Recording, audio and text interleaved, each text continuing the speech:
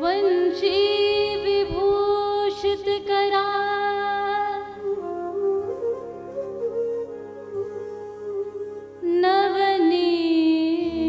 नवनीरदाभा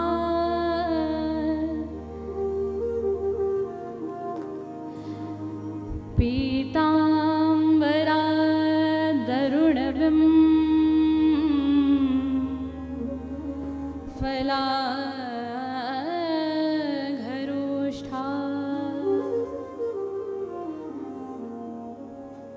पूर्णेन्दु सुंदर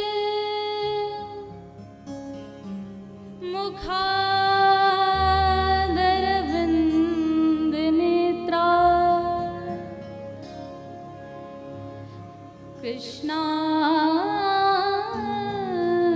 किमपि तत्महं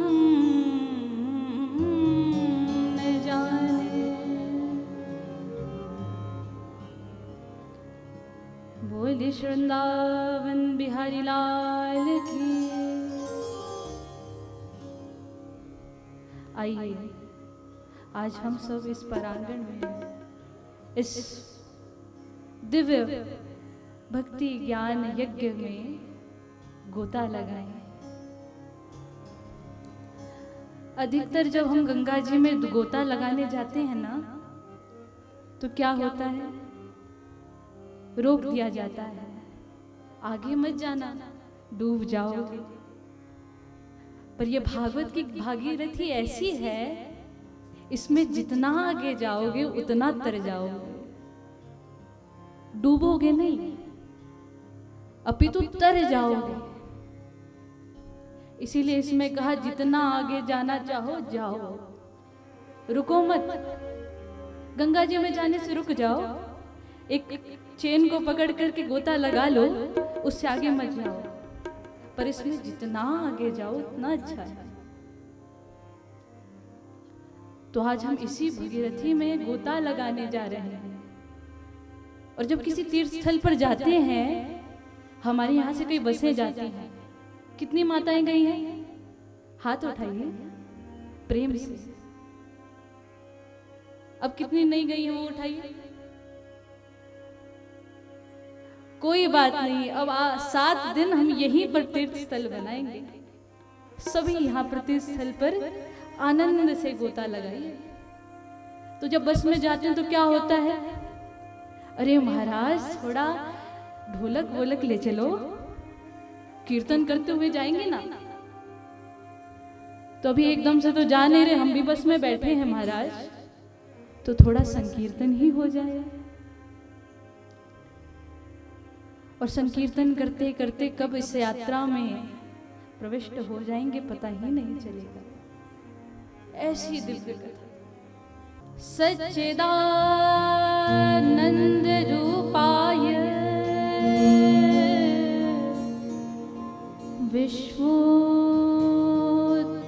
विश्वोत्पत्त्यादि हेतवे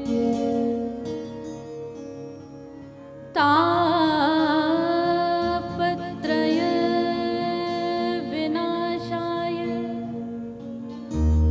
श्रीकृष्णाय वयं नमः। यं प्रव्रजन्तन्नुपेत पेतकृत्यम् द्वैपायनो विरह कातर्या जुहाव पुत्रेति तन्मतया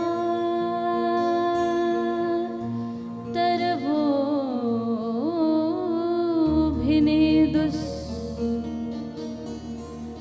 तं सर्वभूतहृदयं मुनिमानतोऽस्मि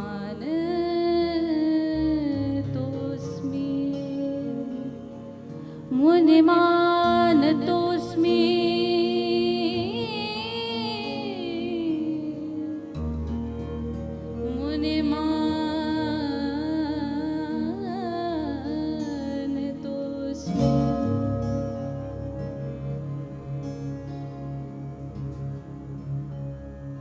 परम अखिलेश्वर अकारण करुणा वरुणालय भगवान श्री राघवेंद्र सरकार, पावन भूत भावन भगवान विश्वेश्वर एवं मेरी माँ भवानी, भगवान श्री बाल कृष्ण लाल के चरणों में प्रणाम निवेदित करते हुए एवं सभी पधारे भक्तजन, भगवत चरणा अनुरागी जन, जितने भी संत जन पधारे हैं, आप सभी को सिया राममय सब जग जानी, करहूं प्रणाम जोर जुग पाणी, करहूं प्रणाम जोर जुग पाणी। आप सभी को व्यासपीठ की ओर से सिया राममय सब जग जानी। आप सभी में आज मानो सीताराम जी का दर्शन हो रहा है और आप सभी को प्रणाम, बारंबार प्रणाम। वो क्या है ना, जो इस भगवान की इस पंडाल में आ जाता है ना, हमें ठाकुर जी का ही रूप दिखता है। ठाकुर जी से अन्यत्र कुछ भी नहीं। कहाँ जाओगे ढूंढने ठाकुर जी के बिना किसी को? अरे आप एक कण भी उठा लेंगे ना और बोलेंगे महाराज इसमें आपके ठाकुर जी नहीं है, हम कहते हैं उसमें भी हमारे ठाकुर जी विराजमान है। हम आपको ढूंढ कर दिखा देंगे। हर कण कण में भगवान है। जहां भी जाओगे क्या लगता है भगवान से बच जाओगे? कहीं नहीं बच पाओगे। हम सोचते हैं फॉरेन कंट्री में जाकर रह ले महाराज, नहीं बच पाओगे, क्योंकि भगवान कहते हैं कि मैं स्वयं ही ये सृष्टि बनकर के तैयार हो गया हूं। अहमेवा समेवाग्रे नान्यदेयत सत्सत्परम। इस पूरे सृष्टि को बनाने में कुछ मैंने प्रयोग नहीं किया। बोले भगवान आप प्रभु आपने बनाया सृष्टि को तो कुछ तो मटेरियल यूज किया होगा। बोले कुछ मटेरियल यूज नहीं हुआ तो कैसे बन करके तैयार हुआ? अरे बोले हम कम है क्या? ये विराट स्वरूप मेरा ही तो है, मेरे पास कमी है किसी बात की? ये जो विराट स्वरूप है ये भगवान का ही स्वरूप। तो कण कण में जाओगे कुछ नहीं मिलेगा। भगवान कहते रहते जाओ ढूंढो तो सही। मैं कहूं मंदिर से दूर जाओगे, किसी तालाब में जाकर के बैठो, मेरा सांवरा न दिखाई पड़ा ना तो कहना। जाओ जाकर के बातें करो, कभी पुष्प से बातें करो, कभी उस नदी की कलकल ध्वनि में मेरे सांवरे के दर्शन करो, उनके शब्द सुनो, कुछ बातें उनसे करो। परंतु महाराज इस सृष्टि ने इतना हमारे कान में ना इतना कुछ बोल दिया है, इतना ध्वनि है चारों ओर, सुनाई नहीं पड़ता। भगवान की वाणी कहाँ सुनाई पड़ती है? नहीं सुनाई देता महाराज। हम सामर्थ्य नहीं है। परंतु जिस दिन इस शोर शराबे से हटोगे ना, मेरे ठाकुर जी स्वयं कहते दिखेंगे तू एक कदम आ, मैं 100 कदम आऊंगा। परंतु कहे कहां से महाराज? वो कह रहे हैं बस हम सुन नहीं पा रहे। तो सुनिए उसको। तो आप सभी को प्रणाम। ठाकुर जी के ही रूप हैं आप सब, और ठाकुर जी ही इस कथा को सुनने आए। मेरी बात मानिए, उन्हें कुछ अलग हम सुना नहीं सकते। क्या सुनाएंगे? इसीलिए आप सभी को प्रणाम एवं मुख्य यजमान के रूप में बैठे हुए हमारे यजमान जी को, हमारे परम आत्मीय पूज्य मंडपाचार्य, आपको कोटि कोटि प्रणाम। अपना समस्त कार्य छोड़ करके हमारे यहाँ पर कथा में शामिल होने आए हैं, तो आपको तो जितना धन्यवाद दे उतना कम है महाराज श्री। ऐसे संतों के दर्शन कभी कभार होते हैं। हमारे महाराज जी न जाने कितनी कथाएं कर चुके हैं। अभी भी कथा थी महाराज श्री की। महाराज श्री ने कहा कि हम आपके साथ चलेंगे। ये ठाकुर जी किसी ना किसी रूप में आ ही जाते हैं। तो पूज्य श्री आए और हमें लगा ठाकुर जी ही हमारे साथ चल दिए कि आप एक कदम दीजिए, हम साथ में हैं आपके। तो पूज्य श्री को प्रणाम। एवं जितने भी हमारे संगीताचार्य पधारे हैं, ये सभी दूर दूर से आए हैं। और इस कथा में आपको एक विषय के बारे में बताते हैं। यहाँ की कथा जो है ये निश्चित नहीं थी। परम पूज्य चेतन दास जी महाराज, आपको कोटि कोटि प्रणाम। ये महंत श्री, हमने कहा महाराज श्री आपके यहाँ भंडारे तो हमेशा होते हैं, देखिए कृपा हो जाए ठाकुर जी की तो इस वर्ष कथा हो जाए। और मैं आपको एक बात बताऊं, जब कथा इतना बड़ा आयोजन है, इसमें लोग क्या कहते हैं, महाराज सोचते हैं विचार करके आपको बताएंगे। पर महाराज श्री का आत्मविश्वास, महाराज श्री ने एक बार भी नहीं कहा कि सोचेंगे, बोले हो जाएगी। आप सभी को पता है महाराज श्री कैसे बोलते हैं, हो जाएगी जी। तो इतना आत्मविश्वास ये ठाकुर जी के अतिरिक्त कोई नहीं दे सकता। जन्माष्टमी का परम इतना शुभ पर्व है और ठाकुर जी ही मानो उनके रूप में आकर के कह दिए कि हो जाएगा।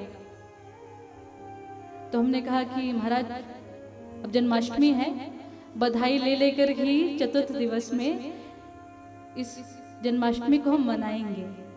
कितने आनंद की बात है। देखिए ठाकुर जी का जन्म, हमारी बधाई, ऊपर से चतुर्थ दिवस।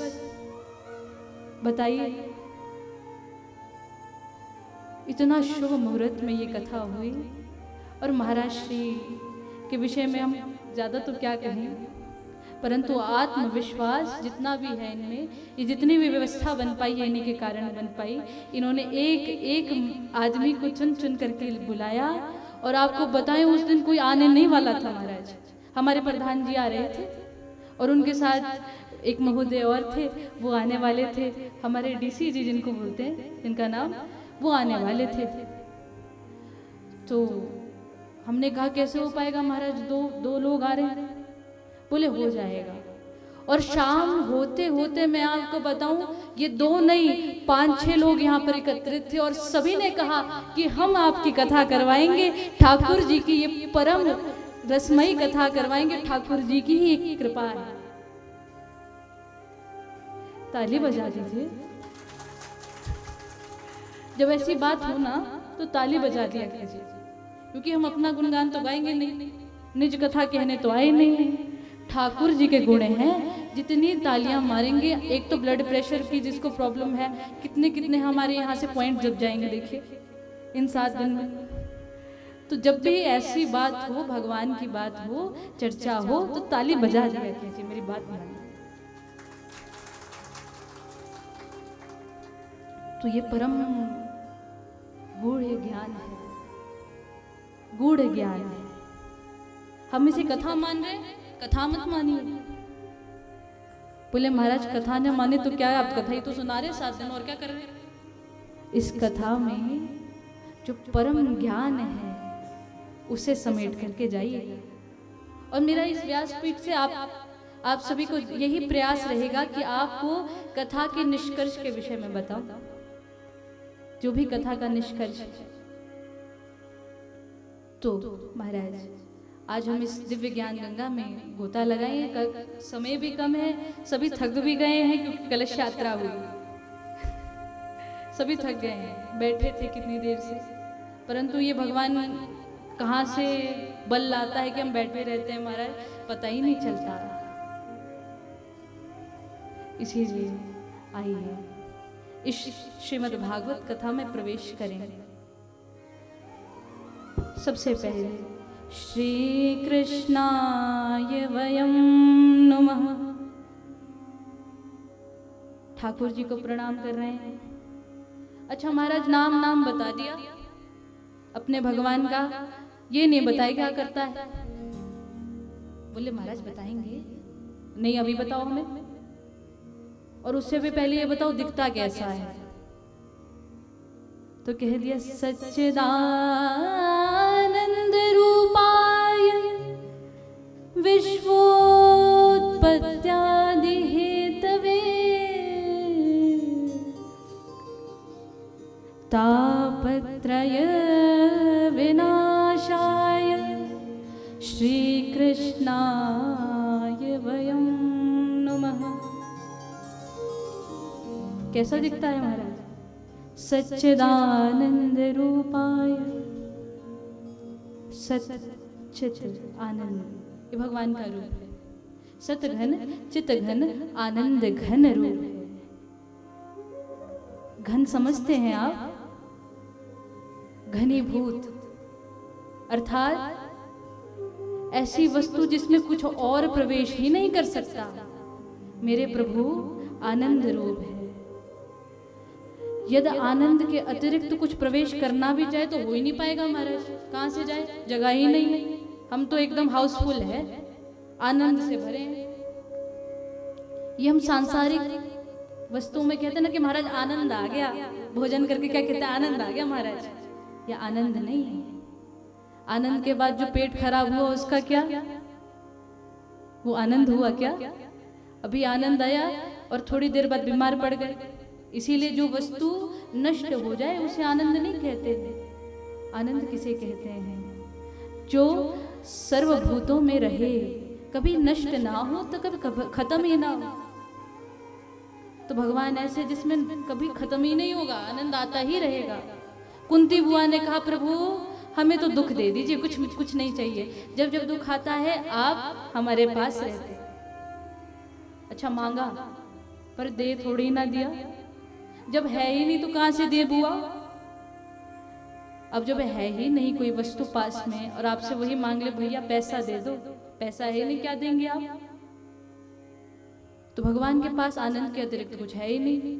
ये लोग बुआ बोलती है कि मुझे दुख दो, कहां से दे महाराज? नहीं दे पाएंगे। तो ऐसे भगवान का रूप है सच्चिदानंद रूपाय।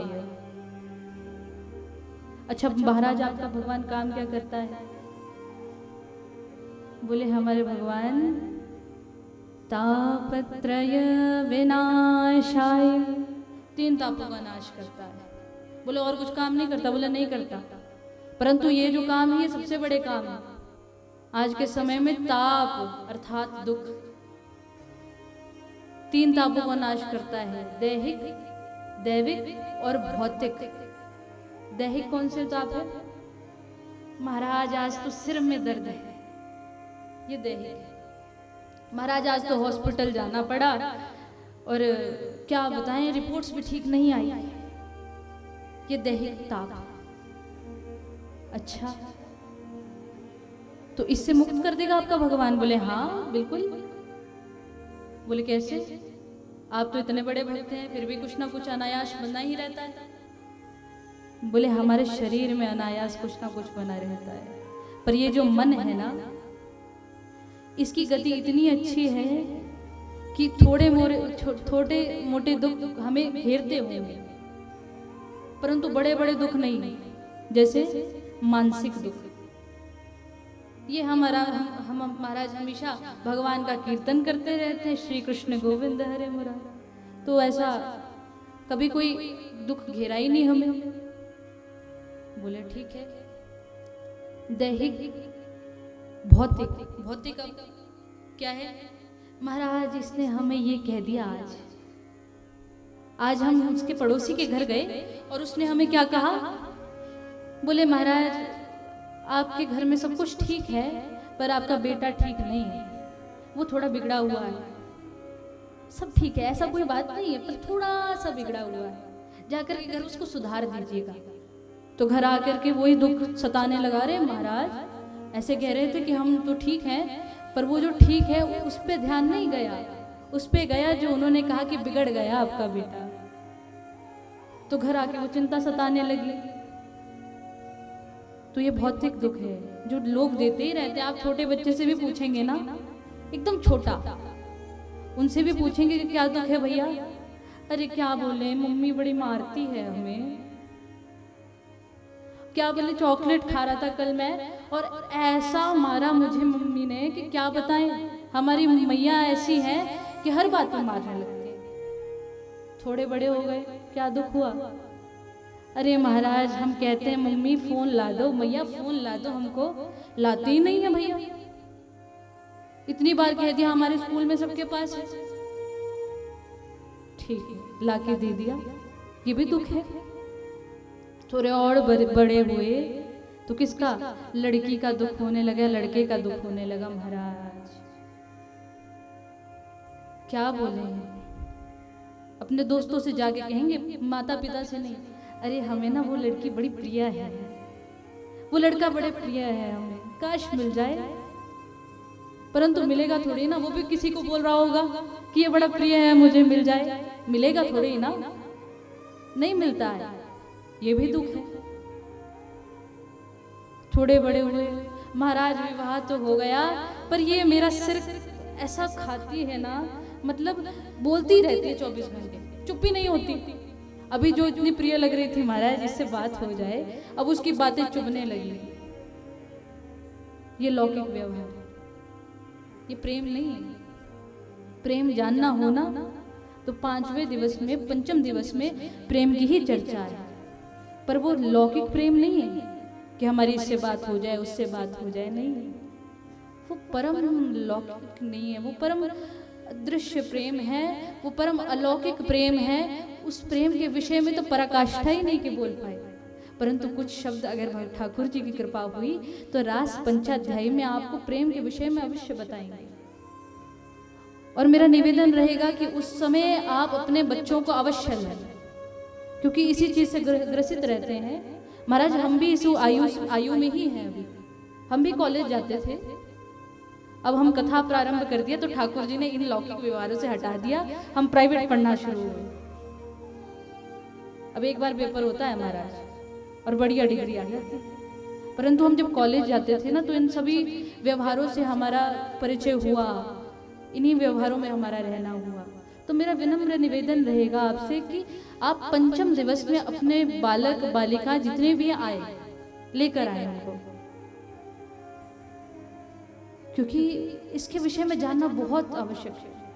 आज ये जितनी आत्महत्याएं हो रही हैं ना, ये इसी के कारण हो रही है, जागरूकता ही नहीं है। महाराज हम तो सच्चा प्रेम करते हैं, वो सच्चा प्रेम है तुम्हारा, बताओ कैसा सच्चा प्रेम कर रहे हो तुम। तो भगवान इन सभी दुखों से हमारी निवृत्ति करते हैं। बोले महाराज तब तो आपके भगवान के पास जाना ही होगा, उनके विषय में जानना ही पड़ेगा। तो बोले आओ चलो नैमिष की भूमि पर हम आपको श्रीमद् भागवत कथा सुनाते हैं। अच्छा भागवत कथा, बोले हाँ, ये जो भागवत कथा है ना ये नैमिषारण्य से प्रारंभ हुई। थोड़ी गहन चर्चा है, ध्यान से सुनिएगा। ये नैमिष भूमि से जितनी भी कथाएं ले लीजिए, सत्यनारायण जी की कथा ले लीजिए, कितनी कितनी कथाएं सभी नैमिष भूमि से प्रारंभ हुई हैं। बोले ऐसा क्यों, बोले ये शौनक आदि 88,000 मुनि है ना, इन्होंने ही ये कथा सुनी है और सूत जी ने इन्हें ये कथा सुनाई है। तो एकदम बढ़िया आसन देकर के सूत जी महाराज को शौनक आदि 88,000 मुनि बैठे। 88,000, बताइए कितना बड़ा पंडाल लगा होगा, कितनी बड़ी व्यवस्था लगी होगी। बोले कोई व्यवस्था नहीं, नैमिषारण्य का जंगल था और खूब पेड़ पौधे, पेड़ ऊपर से उमड़ रहे थे, वो टेंट का काम कर रहे थे महाराज। और जगह की भी कमी नहीं, जंगल है, जहां मर्जी बैठिए जा करके। अच्छा माइक भी नहीं लगे, बढ़िया इको का सिस्टम था वो इको चला रखा था। किसने? अब जंगल में आप जाएंगे ना, चीखेंगे चिल्लाएंगे तो इको का ही काम करेगा। तो वैसे ही बढ़िया माइक लगे महाराज। प्रकृति हमारी बड़ी ही दिव्य है। प्रकृति छोड़ी ही कहाँ है किसी ने। हर जगह तो बढ़िया हमारी इंडस्ट्रीज बन गई है, बड़ी बड़ी फैक्ट्रीज बन गई, कंपनीज बन गई है। तो हम थोड़ा थोड़ा इन सब चीज़ों से कटने लगे। परंतु ये तो बड़ा अच्छा देख रहे हैं आप पर, कितना बढ़िया जंगल है। तो ऐसा ही रहा होगा महाराज, हम तो उस समय कहाँ आई। तो ब्रह्मा जी के पास गए। ब्रह्मा जी हमें कथा करनी है पर सैकड़ों वर्षों। ब्रह्मा जी बोले बताओ।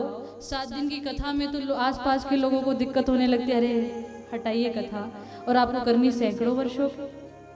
बोले अब हमें आपसे ही आशा है, आप कुछ बताइए तो हम कथा बढ़िया करें, नहीं तो कथा कहाँ हो पाएगी महाराज। इसीलिए आप बोला कि नैमिष की भूमि पर जाओ, वहां जाके बढ़िया कथा करिए। तो ये कथा वहां से प्रारंभ हुई। अब कथा तो प्रारंभ हो गई महाराज, परंतु थोड़ा सा आप वक्ता और श्रोता के बारे में भी सुन लीजिए कैसे हैं। अच्छा, 88,000 मुनि बैठे पर शौनक आदि ही क्यों कहा? 88,000 के अलग अलग नाम बताइए ना महाराज। ये क्या कह रहे हैं आप? शौनक 88,000 मुनि। बोले शौनक जी इन सबके गुरु हैं, और इनके जितने भी ये शौनक 88,000 मुनि है ना, इनके बिहाफ पे यही प्रश्न पूछ रहे। बिहाफ मतलब इनकी ओर से यही प्रश्न पूछ रहे हैं। बोले ठीक है महाराज।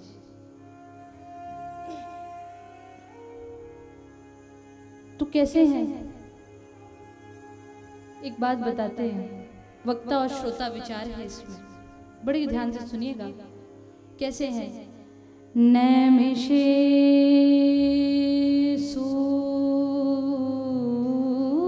सूतमासीन मविवाद्य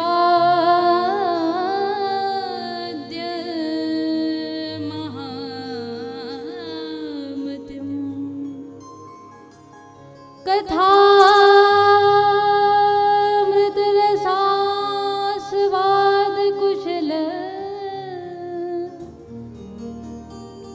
शौनको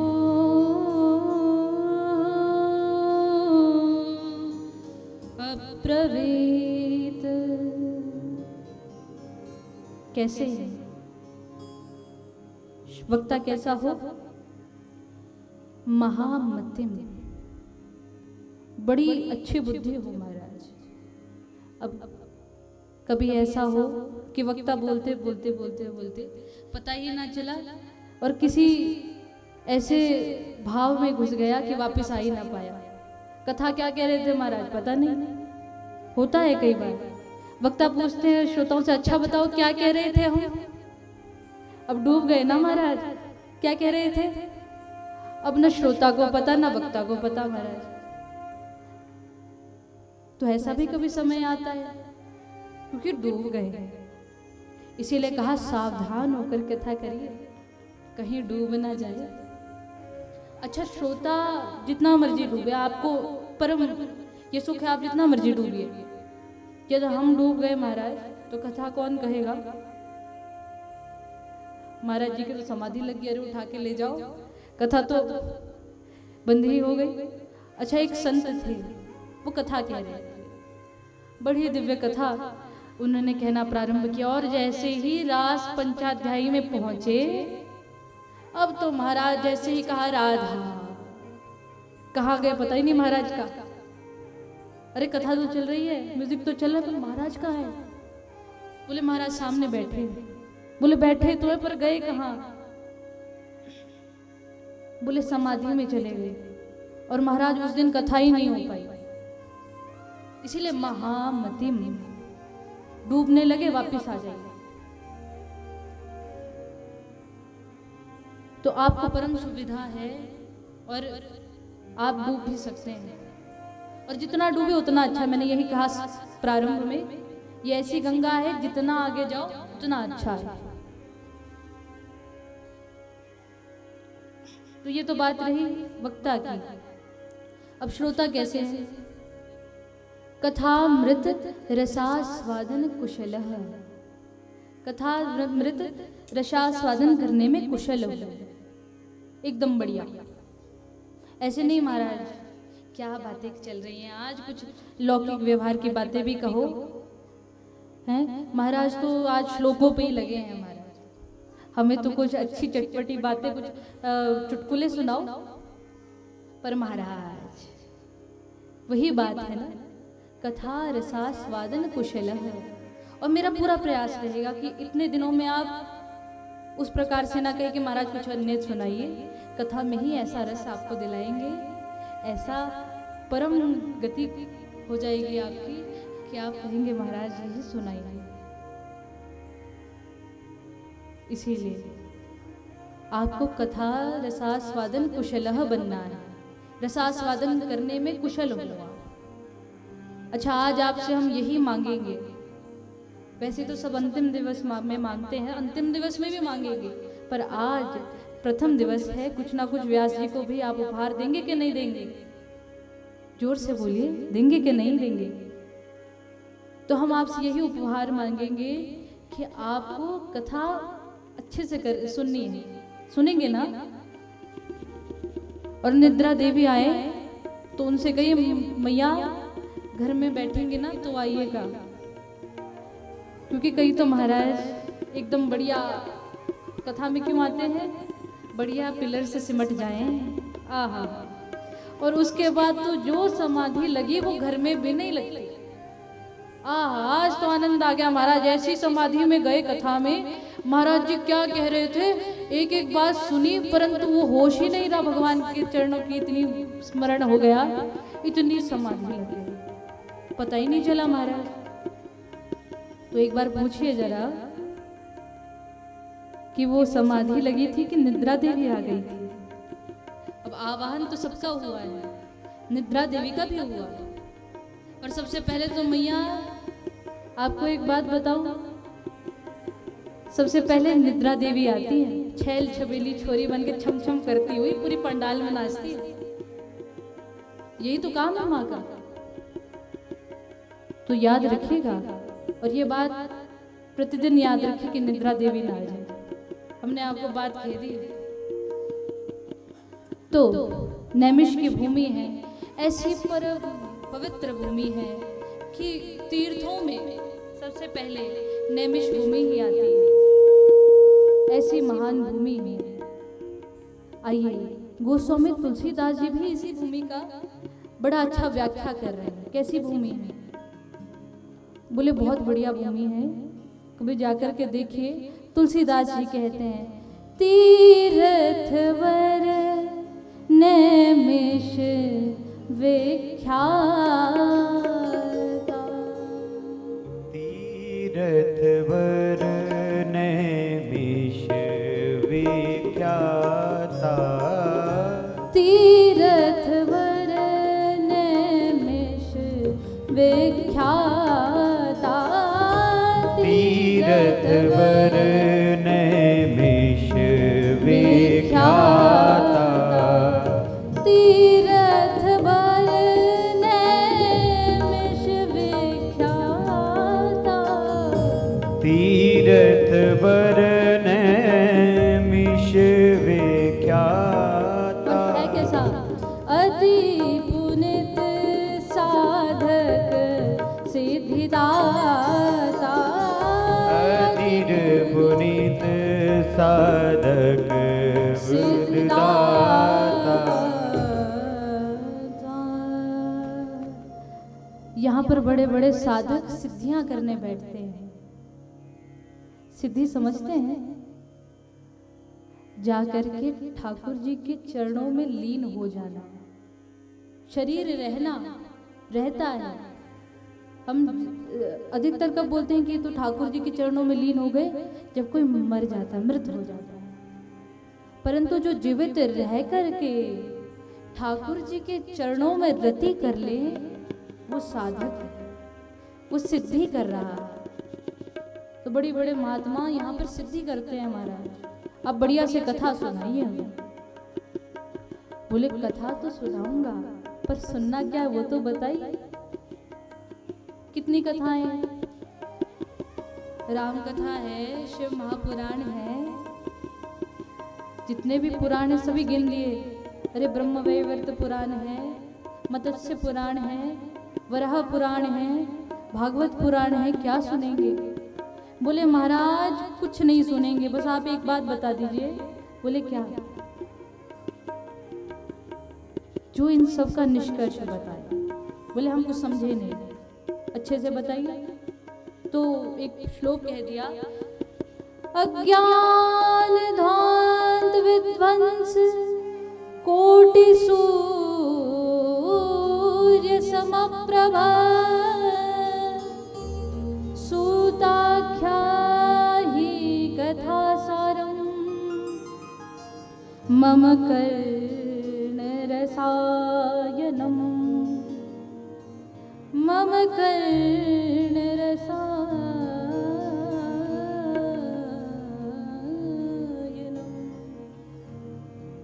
महाराज सबसे पहली बात, हम आपके चरणों में आकर बैठे क्यों? आपका जो ज्ञान है ना वो अनेकों सूर्यों के समान है, करोड़ों सूर्यों के समान है। एक सूर्य से हमारी आंख कैसे चुंधिया जाती है महाराज, ऐसे देख ही नहीं पाते, वो तो करोड़ सूर्य है। सोचिए कितना ज्ञान होगा। ये हम अंधकार में जी रहे हैं ना महाराज, आप प्रकाशित कर देते हैं। बोले ठीक है, परंतु सुनना क्या चाहते हो? बोले सूताख्या ही कथा सारम। इतनी कथा है महाराज, आप सार सुनाइए ना। कहाँ इतने वर्षों तक हम बैठेंगे कि जितने भी पुराण हैं, वेद है, महाभारत है, सब कुछ सुनने कहाँ बैठेंगे? आप एक काम करिए, आप हमें सभी कथाओं का सार सुना दीजिए। बोले ठीक है, बहुत अच्छा प्रश्न है। और इतने में नहीं रुके, एक और प्रश्न करा साथ में ही कि महाराज अब हमें एक और बात बताइए, इतने में हमारा पेट नहीं भरेगा। भक्तों का पेट ना एक वार्ता से नहीं भरता है, एक के बाद दूसरी, तीसरे के बाद तीसरी। बोला महाराज कहीं लीन हो गए ना कथा सुनाने में तो कुछ कह ही नहीं पाएंगे, अभी कह देते हैं, महाराज जी को याद तो रहेगा। बोले ठीक है। तो बोला भक्ति ज्ञान विराग्याप्तो विवेको वर्धते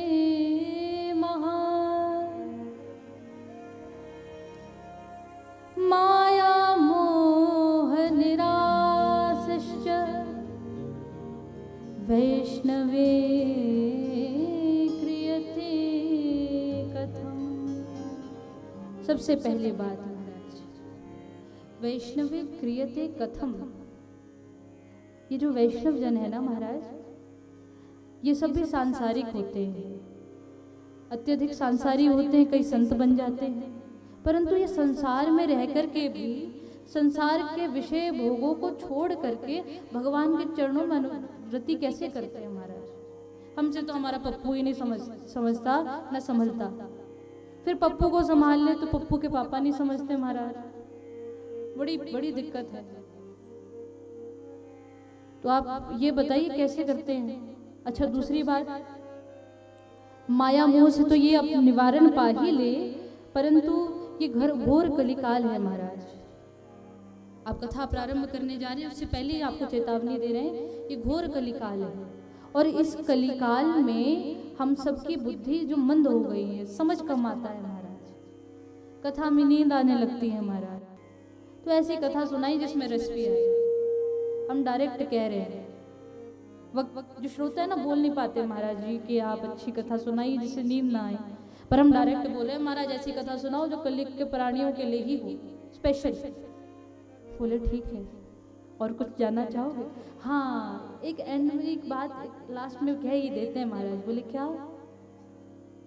बोले कृष्ण प्राप्ति शाश्वत साधनम। कृष्ण प्राप्ति का शाश्वत साधन बताइए महाराज। क्योंकि क्या है ना, कृष्ण प्राप्ति से सभी वंचित रह जाते हैं। भगवान के लिए हम जाते तो हैं, चाहते तो हैं कि ठाकुर जी आए, पर वंचित रह जाते हैं। हम जाते हैं महाराज दर्शन दो घनश्याम, दर्शन दो गज, आते ही नहीं है महाराज। कमाल है, अलग ही अकड़ में बैठे और ऊपर से सीधे भी नहीं बैठे, टेढ़े मेढ़े। फिर भी हम इनके पास जाते हैं, आप जैसे भी हैं प्रभु हमारे हैं, पर हमें दर्शन तो दे दो कम से कम। तो ये भी और बता दीजिए दर्शन कैसे होंगे। अब सूत जी कहते कुछ और भी पूछना चाहते हैं आप? आपने बहुत अच्छे प्रश्न किए और कुछ मांगिए हमसे, हम आपके गुरु हैं। बोले महाराज आपसे क्या मांगे, और कुछ मांगने वाला हो भी तो बताए ना, क्योंकि गुरु के पास तो चिंतामणिर्लोक सुखम सुरद्रो स्वर्ग संपदम प्रायच्छति गुरु प्रीतो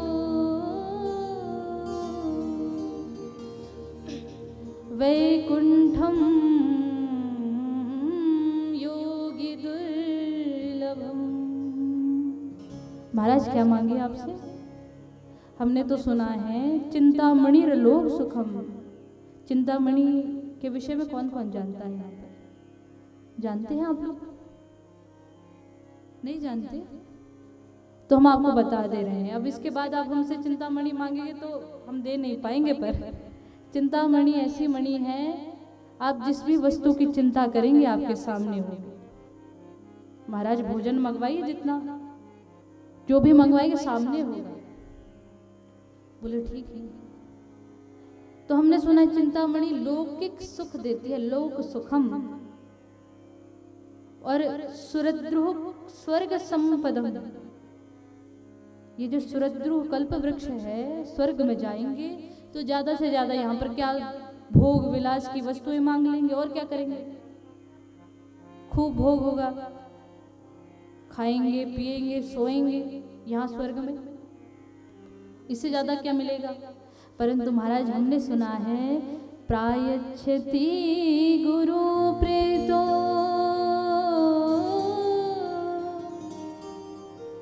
वैकुंठम योगी दुर्लभम। गुरु के चरणों में यदि प्रीति हो जाए तो हम सभी वैकुंठ धाम के लिए चले जाते हैं। अब बताइए इतना आसान है क्या वैकुंठ धाम पहुंचना? परंतु मस्का लगा रहे महाराज, अच्छी कथा सुनाइए ताकि वैकुंठ लोक प्राप्त हो ही जाए। कितने जन्म से भटक रहे हैं। अब तो बस अब हम नहीं कुछ ज्यादा, हम कुछ नहीं मांगते, हमें बस मुक्ति चाहिए, वैकुंठ लोक चाहिए। बोले ठीक है। सबसे पहले सुनो, आपका जो प्रश्न था समस्त कथाओं का सार, तो सूत जी कहते हैं काल व्याल मुखग्रास त्रास निर्णास हेतवे श्रीमद्भागवतं शास्त्रम् कलौ कीरेण भाषितम्। ये घोर कलिकाल है महाराज। घोर कलयुग मतलब कलयुग अपने मध्यम में है। अभी ना इतना समय बीता है और ना इतना समय रहा है, बीच में कलयुग। तो ऐसे कलयुग में काल व्याल मुखग्रास है। सभी को मरना तो है ही, कोई मरने से बच नहीं सकता। आप जितना मर्जी चाह ले, क्या मैं अमर होना है महाराज? हिरण्यकश्यप ने कितना चाहा, ब्रह्मा जी ने कहा कि मैं नहीं दे सकता आपको वर। उसने ऐसे वर मांगे कि मैं तो भाई अमर ही हो गया, परंतु अमर थोड़ी ना हो गया, क्योंकि अमर हो ही नहीं सकता कोई। काल व्याल मुखग्रास है। इस व्याल के मुख में आपको ग्रसित तो होना ही होना है, कोई नहीं रोक सकता।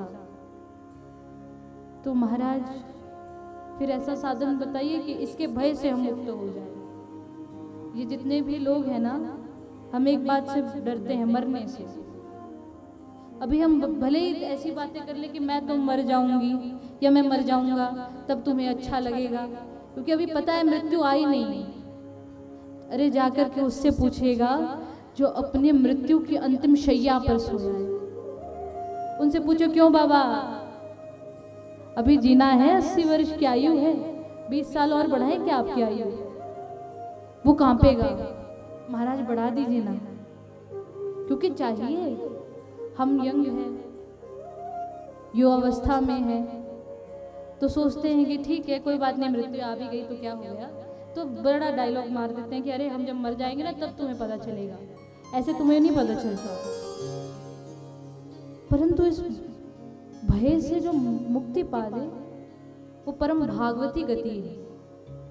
इस भागवत को श्रवण करने के बाद वाली जो गति है वो भागवती गति है। जिस दिन आप पांडाल से बेफिक्र होके जाएंगे ना आप किसी को ताना मारेंगे, रात में जाएंगे, न शेर का डर न भालू का डर, हाँ, मार्ग में चलते हुए न ट्रेन का डर न किसी गाड़ी का डर। उस समय मानिएगा कि परम भागवती गति हुई। परीक्षित जी को अंत में कोई डरा नहीं सका, क्योंकि परम भागवती गति मिल गई। परंतु महाराज आजकल तो हम ऊपर से कथा सुनते हैं, कहाँ से भागवती गति होगी? बोलो राधे राधे,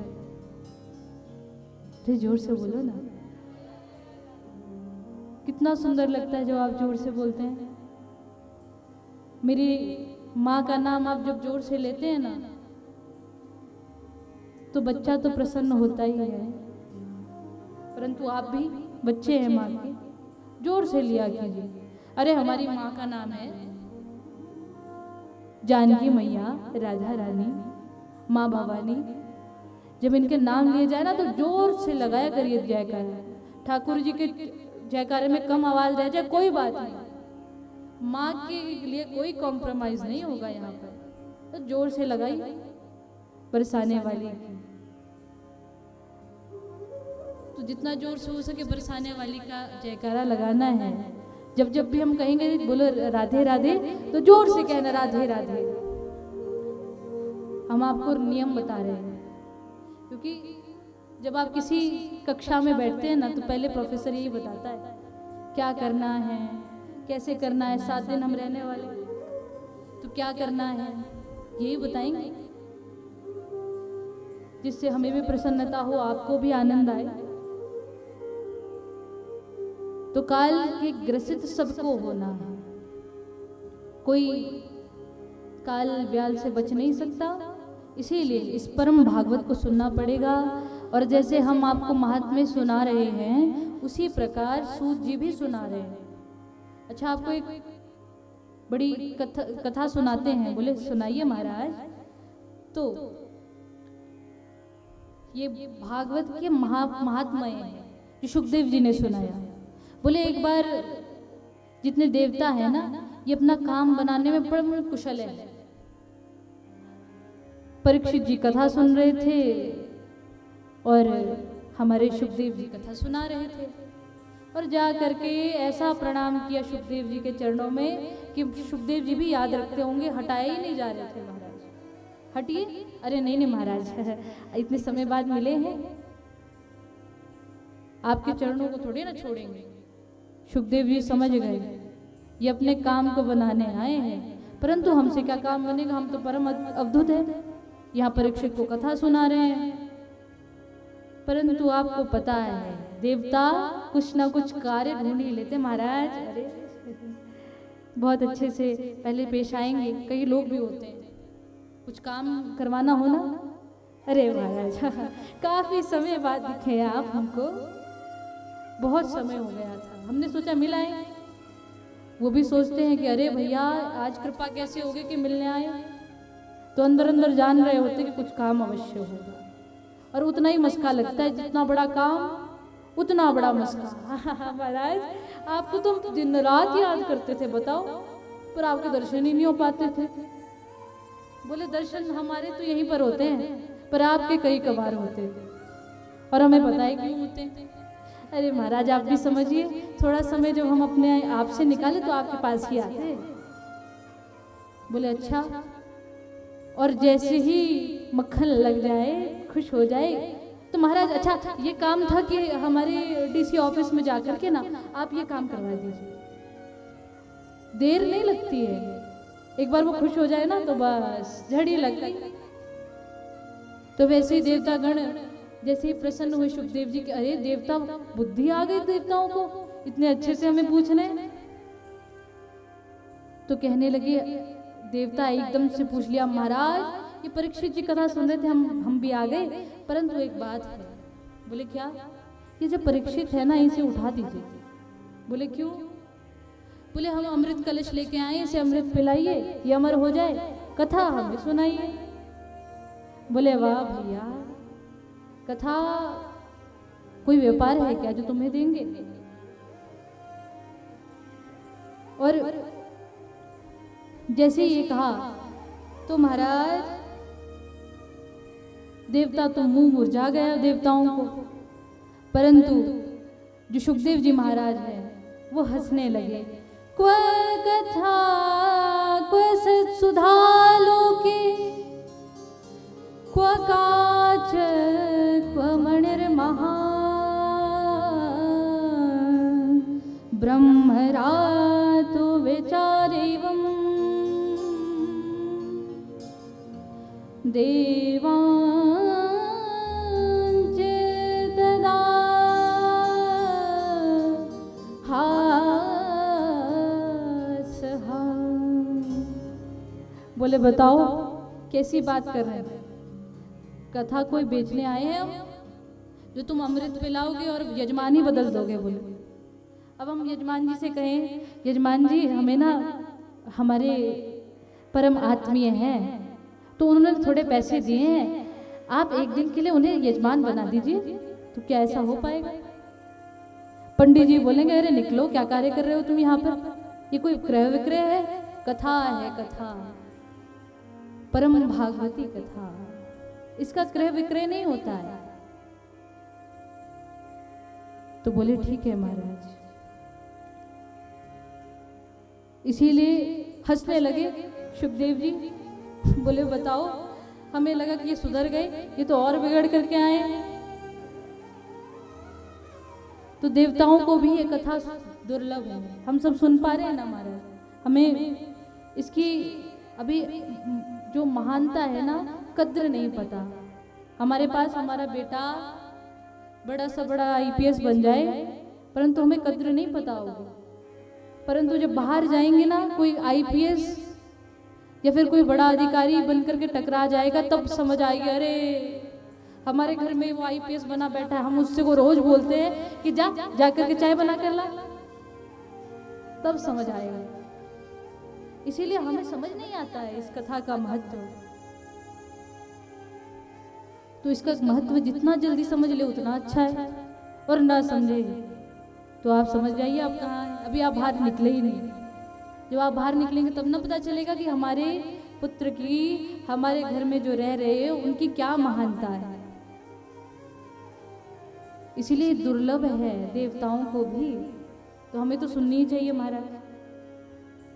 बोलो राधे राधे।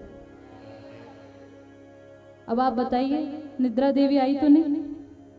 आएगी तो बता दीजिए, हम जरा कैमरा जूम करवा देंगे उन पर, फिर घर जा करके आराम से देखिए। और आजकल हमारे कैमरे वाले भैया भी बड़े स्मार्ट हो गए हैं कि जो सो रहा होता है ना उस पर जूम करते हैं एकदम। हम नहीं कहते, खुद करते हैं भैया। तो जरा आराम से सोइएगा, अगर कभी उबासी आई तो जूम कहाँ होगा? वहीं पर। और कल अगले दिन हमें भी याद रहेगा कि अरे भैया हमने कल देखा था कोई सो रहा था, तो नजर सबसे पहले उस पर जाएगी, माता जी आप तो सोती हैं। इसीलिए बोलो राधे राधे। और नींद आना कोई बहुत बड़ी बात नहीं आती है। कई ऐसे विषय हैं कि निद्रा देवी आई जाती है, परंतु उस समय अपने मन को संभालिए कि आगे अच्छी कथा आएगी, आगे इसके बाद समझाना ही तो है महाराज जी ने हमें। तो निद्रा देवी से बच करके रही। अच्छा, ये सब सुनाया, जैसी देव वाणी सुनाई कि देवों को ऐसा हुआ, देवता जाकर के ब्रह्मा जी के पास, पिताजी, ब्रह्मा जी बोले लो कराइए पंगा फिर से। पिताजी जब भी कहते हमें तो डर लगना लगता है महाराज, ये हमें भगवान से और पिटाई पड़वाते हैं। बोले पिताजी अब आप, हम धरा पे गए थे, धराधाम पर वहाँ क्या बताएं। बोले बताओ क्या अब करके आए हो तुम लोग। आमतर माताएं भी यही कहती है, जब माताओं के पास बालक आते हैं ना कि माता जी दौड़ करके आते, तो माता पूछते बता क्या करके आया है। तो वैसे ब्रह्मा जी ने पूछा बताओ क्या करके आए हो। बोले महाराज हम तो कथा सुनने गए थे। अच्छे बन रहे हैं देखिए। तो बोले कथा सुनने गए थे तो क्या हुआ। बोले क्या बताए महाराज, सुखदेव जी के तो आजकल ठाट इतने बढ़ गए हैं, हमें भगा दिया। ब्रह्मा जी जान रहे हैं सुखदेव जी के ठाट बढ़े कि तुम्हारे बड़े, वो परम अवधूत हैं, उनके ठाट कैसे बढ़ेंगे। व्यर्थ की बातें करते हो, सत्य बताओ क्या है। बोले पिताजी हम तो गए थे कि इस परीक्षित को उठा दो, यजमान हमें बना दो, और उन्होंने क्या किया, हमें भगा दिया। बोले अब के बाद दोबारा मत दिख जाना मुझे, ऐसे कह करके भेजा। महाराज देखो ना आप, एक वाणी होती है कि आप जाइए, हम आपको नहीं सुना सकते। उन्होंने तो ये कह दिया कि हमें दोबारा अपना मुख मत दिखाना। पिताजी आपके बेटे हैं, कोई छोटे मोटे नहीं, बड़े अधिकारी के पुत्र। और वो क्या कह रहे हैं, निकलो, आपको कुछ ना कुछ एक्शन लेना चाहिए। ब्रह्मा जी बोले हम एक्शन लेंगे, पर तुम्हारे लिए ही लेंगे। बोले लाओ भागवत जी। भागवत जी आई। अब बोले जितनी भी मणि, जितना भी कुछ तुम्हारे पास सामान है, भोग वस्तुएं सारी ले आओ। बोले महाराज कैसी बातें कर रहे हैं। बोले अपनी पत्नियों को भी ले आओ। बोले ठीक है, जितनी उर्वशी आदि में इनका जितनी भी ये अप्सराएं सबको ले आओ। अब बोले बिठाओ उनको एक तराजू में। बिठा दिया। महाराज थोड़ा ध्यान से, हमारी पत्नी भी है, कहीं कमर ना लचक जाए हमारी पत्नी जी की, हमें घर चल के दबानी पड़ेगी, थोड़ा देख करके। बोले बैठाओ, तो बैठाया। अब दूसरे तराजू पर श्रीमद् भागवत रखी। कायदे से तो जो भारी वस्तु वो आनी चाहिए थी ना नीचे, उसका वजन ज्यादा होना चाहिए, पर यहाँ पर भागवत जी का वजन इतना बढ़ गया, सारे भोग विलास, मणि, पत्नी, उर्वशी आदि जितनी भी ये अप्सराएं थी, सबके ऊपर भागवत जी बैठ गए। बोले तुम ऐसी वस्तु को सुनने गए थे, ऐसी चीज सुनने गए थे, और वहां पर भी जाके बोलो क्या करके आए हो, क्रय विक्रय करके आए हो।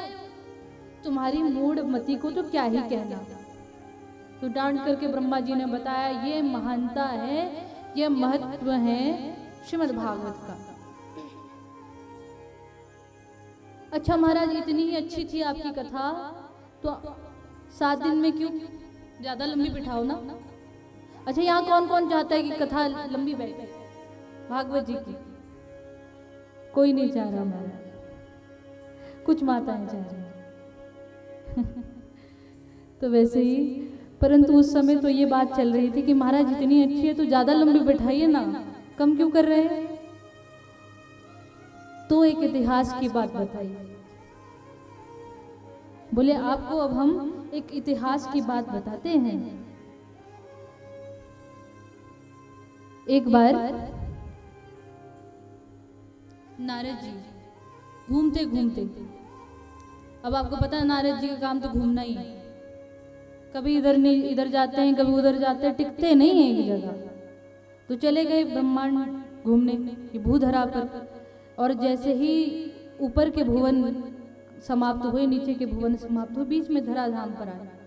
बोले यहाँ बढ़िया भजन होगा, यहाँ पर हम आते हैं। तो चलते चलते अब ऐसा क्या हुआ कि मुंह लटका कर चले हैं। दूसरी तरफ से सनकादिक ऋषि आए। एकदा ही विशालायम चत्वारः ऋषियो अमलाः। नारद जी उस समय दूसरी ओर से मुंह लटका कर आ रहे हैं। ये बात है बद्रीनाथ की। इस तरफ से नारद जी के 4 भैया, सबसे बड़े भैया, आयु 4 वर्ष की है, परंतु ये लोग समस्त लोगों के पूर्वजों के भी पूर्वज हैं। तो उन लोगों से भेंट हुई तो अब बोला महाराज इतने दुखी क्यों हो? तो वो कह रहे हैं, नारद जी कह रहे हैं क्या बताए भैया? सनकादिक कह रहे हैं महाराज आप तो ऐसा लग रहा है कि जैसे किसी संत का, जैसे किसी धनहीन का जो बड़ा दरिद्र है, जिसके पास घर में 1 फूटी कौड़ी नहीं, उसका धन लुट गया हो, ऐसा लग रहा है। नारद जी बोले भैया अब हम बता नहीं पा रहे हैं, परंतु कैसे बताएं? अब यहां से सनकादिक ऋषि कह रहे हैं भैया आप ऐसा लग रहा है कि संतों का धन लुट जाए, ऐसा हो नहीं सकता, और आप पर ये जो उदासी है ना, ये अच्छी भी नहीं लगती, शोभा नहीं देती आपको। और आपका तो एक ही धन है और उस धन को संभाल के रखना चाहिए महाराज। तो चारों भैया पूछ रहे हैं भैया आपका धन है राधा और आप कहाँ वाधा में फंसे हैं? हाँ, तो बोले भैया मैं गया था आपकी तरह सत्संग करूंगा, और घूमते घूमते घूमते घूमते मैं कब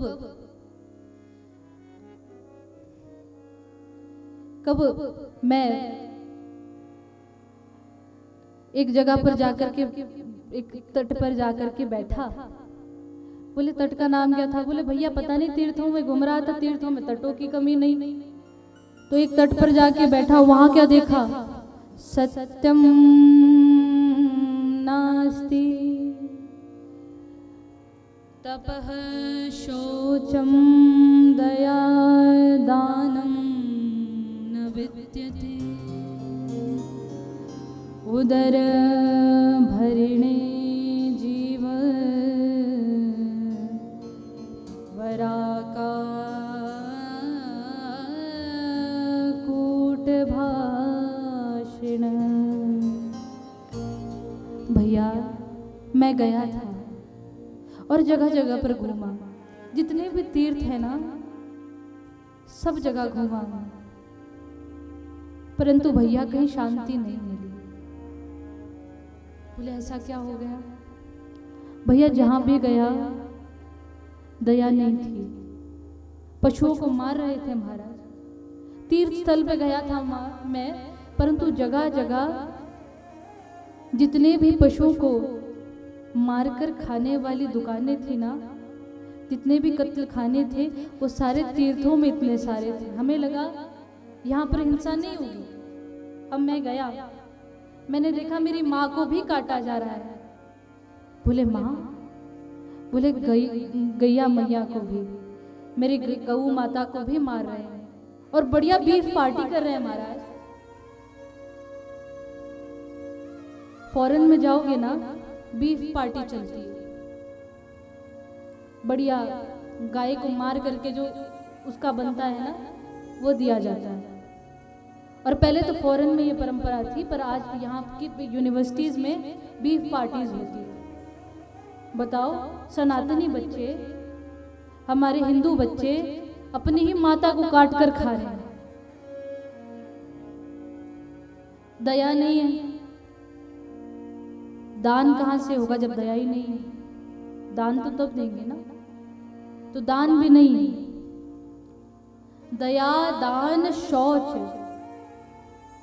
शौच स्वच्छता को कहते हैं। बाहर से तो खूब बन ठन के रहते हैं, खूब स्नान करते हैं, खूब डियो मार करके जाते हैं, पर अंदर जो मैल भरा है ना, उसे साफ नहीं करते। और उसे साफ नहीं करोगे तो कैसे चलेगा? लो बाहर से बन ठन कर चले, मन में दूसरा कोई साथ में चला है तो उसके विषय में भी चला रहे, ये तो ऐसा ही है। परंतु जब आवश्यकता पड़े तो गधे को भी बाप बना लेना चाहिए। मन में ये चला यार मुंह पर, अरे भैया आपके आपके अतिरिक्त तो कोई मेरे संग चले ना, मुझे अच्छा ही नहीं लगता, मेरी किसी से वाइब ही मैच नहीं होती, अच्छा ही नहीं लगता है महाराज। और वो खूब इतरा रहा है, अरे भैया इसको तो मेरे साथ ही मजा आता है। और अंत में मन में तो ये चल रहा है अपने घर में जाकर, अरे जरूरत पड़ने पर तो गधे को भी बाप बना लेना चाहिए। तो बताओ, शौच नहीं था, न दया था, न दान था, तो मैंने सोचा सब कुछ छोड़ के चलो वृंदावन, वहां जाकर के कुछ शांति मिलेगी। तो यमुना तट पर जाकर के मैं गया और वहां पर क्या देखा, बोले वहां पर बड़ा आश्चर्य देखा। एक नवयुवती कन्या थी और दो बुढ़ों को गोद में लेकर के रो रही थी। मैं दूर से देखा, बड़ा कष्ट हुआ, मुझे लगा एक इनके चाचा जी होंगे, एक इनके पिताजी होंगे, दोनों को लेकर के रो रही होंगी।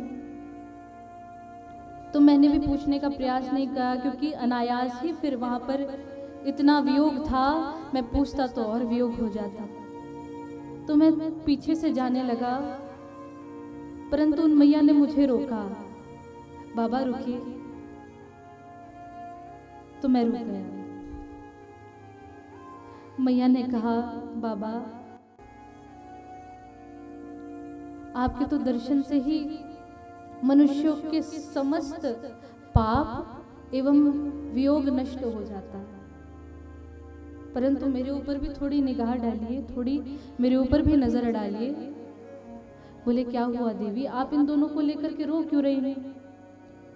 बोले ये जो दो है ना, ये मेरे पुत्र हैं, ज्ञान और वैराग्य। तो बाबा बोले मैया ये कैसे आपके पुत्र जर्जर हो गए?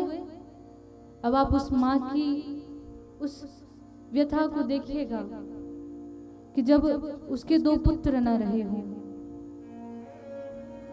और वो लगी हैं रोने विलाप करने कि मेरे पुत्रों को कोई संभालो, इनको कोई जर्जर व्यवस्था से निकालो। तो माँ तो रो रही है, बाबा अब आप कुछ करिए। नारद जी कहते हैं कि मैया मैं उठाने का प्रयास करता हूँ, नवयौवन तो मैं फिर भी नहीं बना सकता, पर मैं उठाने का प्रयास अवश्य करूंगा। बोले मैया मैं बस इतना ही कार्य कर सकता हूँ। तो मैया ने कहा कि बाबा आप जितना भी करें उतना मेरे लिए कृपा होगी, इनको उठा दीजिए। तो अब बाबा अपने दिव्य दृष्टि से देखते हैं, मैया मैं सब जान गया, ये आप वृंदावन आई है ना, यहाँ पर आपके पुत्र नवयौवन को प्राप्त नहीं हो सकते। बोले क्यों? बोले वृंदावन में भक्ति ही है, ज्ञान वैराग्य सुप्त हो जाते हैं, अर्थात जर्जर को प्राप्त हो जाते हैं। तो मैया मैं कुछ नहीं कर सकता आपका।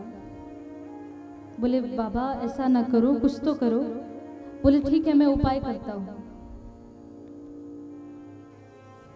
और इतने में ही भक्ति मैया अपनी स्तुति करना प्रारंभ कर गई। बोले बाबा ये बड़ी अच्छी स्तुति है, आप सभी सुनिएगा। मेरी माँ ने बड़े ही वियोग में स्तुति की है, परंतु इतनी सुंदर है वियोग में भी कि आपको सुनकर के अत्यधिक शांति प्रदान होगी। क्यों? क्योंकि शास्त्रीय संगीत में पिरोई हुई है, और शास्त्रीय संगीत जो भी सुनता है उसके मन को शांति मिलती ही मिलती है। तो मेरी माँ कहती है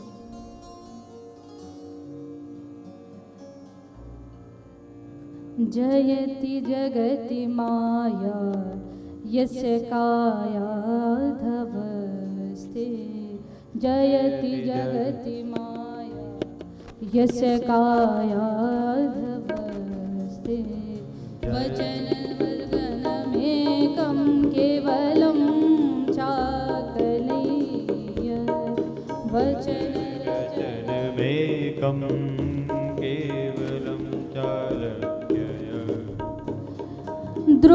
पदमपि यातो यत्कृपातो ध्रुवोऽयं जयति जगति माया यस्य कायादवस्ते